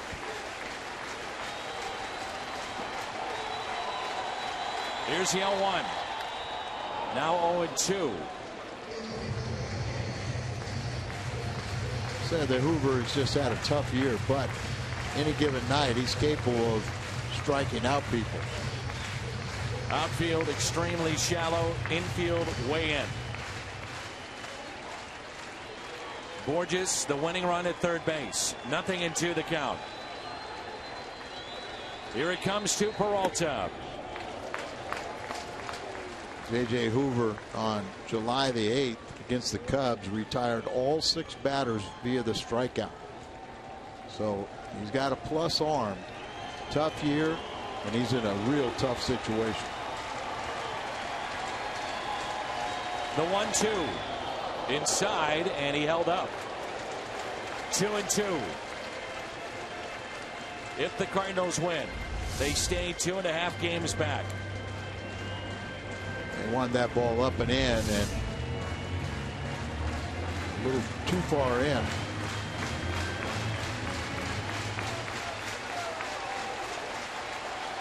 The ball up there, a lot of times you get a strikeout or a pop up. The 2-2.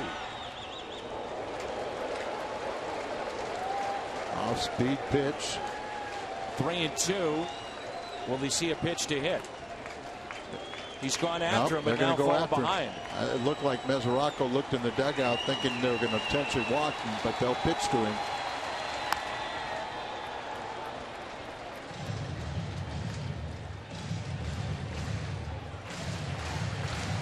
Peralta, his personality is good in this situation.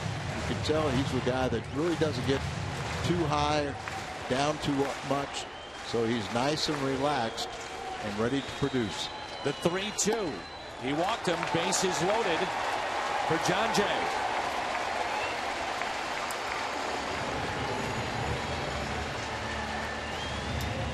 From the Reds' perspective, not necessarily the worst thing. No. It's not. Got a force out at every base.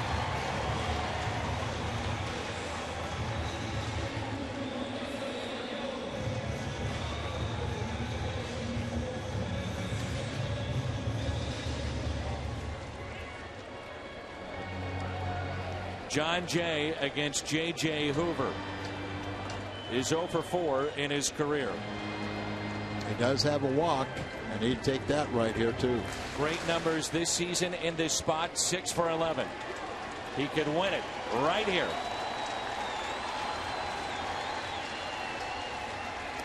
Jay is hit by the pitch. What do you know?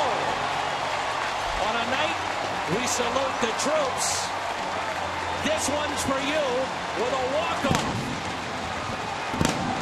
The day we bring back Greg Gibson, who earlier this season got a walk-off by being hit by a pitch.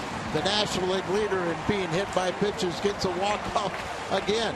That's the 15th time he's been hit by a pitch that ties his career high, and the Cardinals stay 2.5 games behind Milwaukee.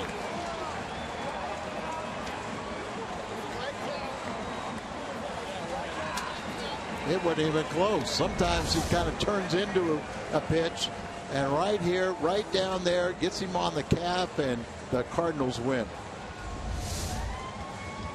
What a fun game. Once again, many thanks and appreciation to our sponsors on what has been a very special night. Our annual telecast for the troops, this one's for you. To the men and women of our armed forces, thank you again for what you do. Come home safe. Let's see you here at Busch Stadium very, very soon.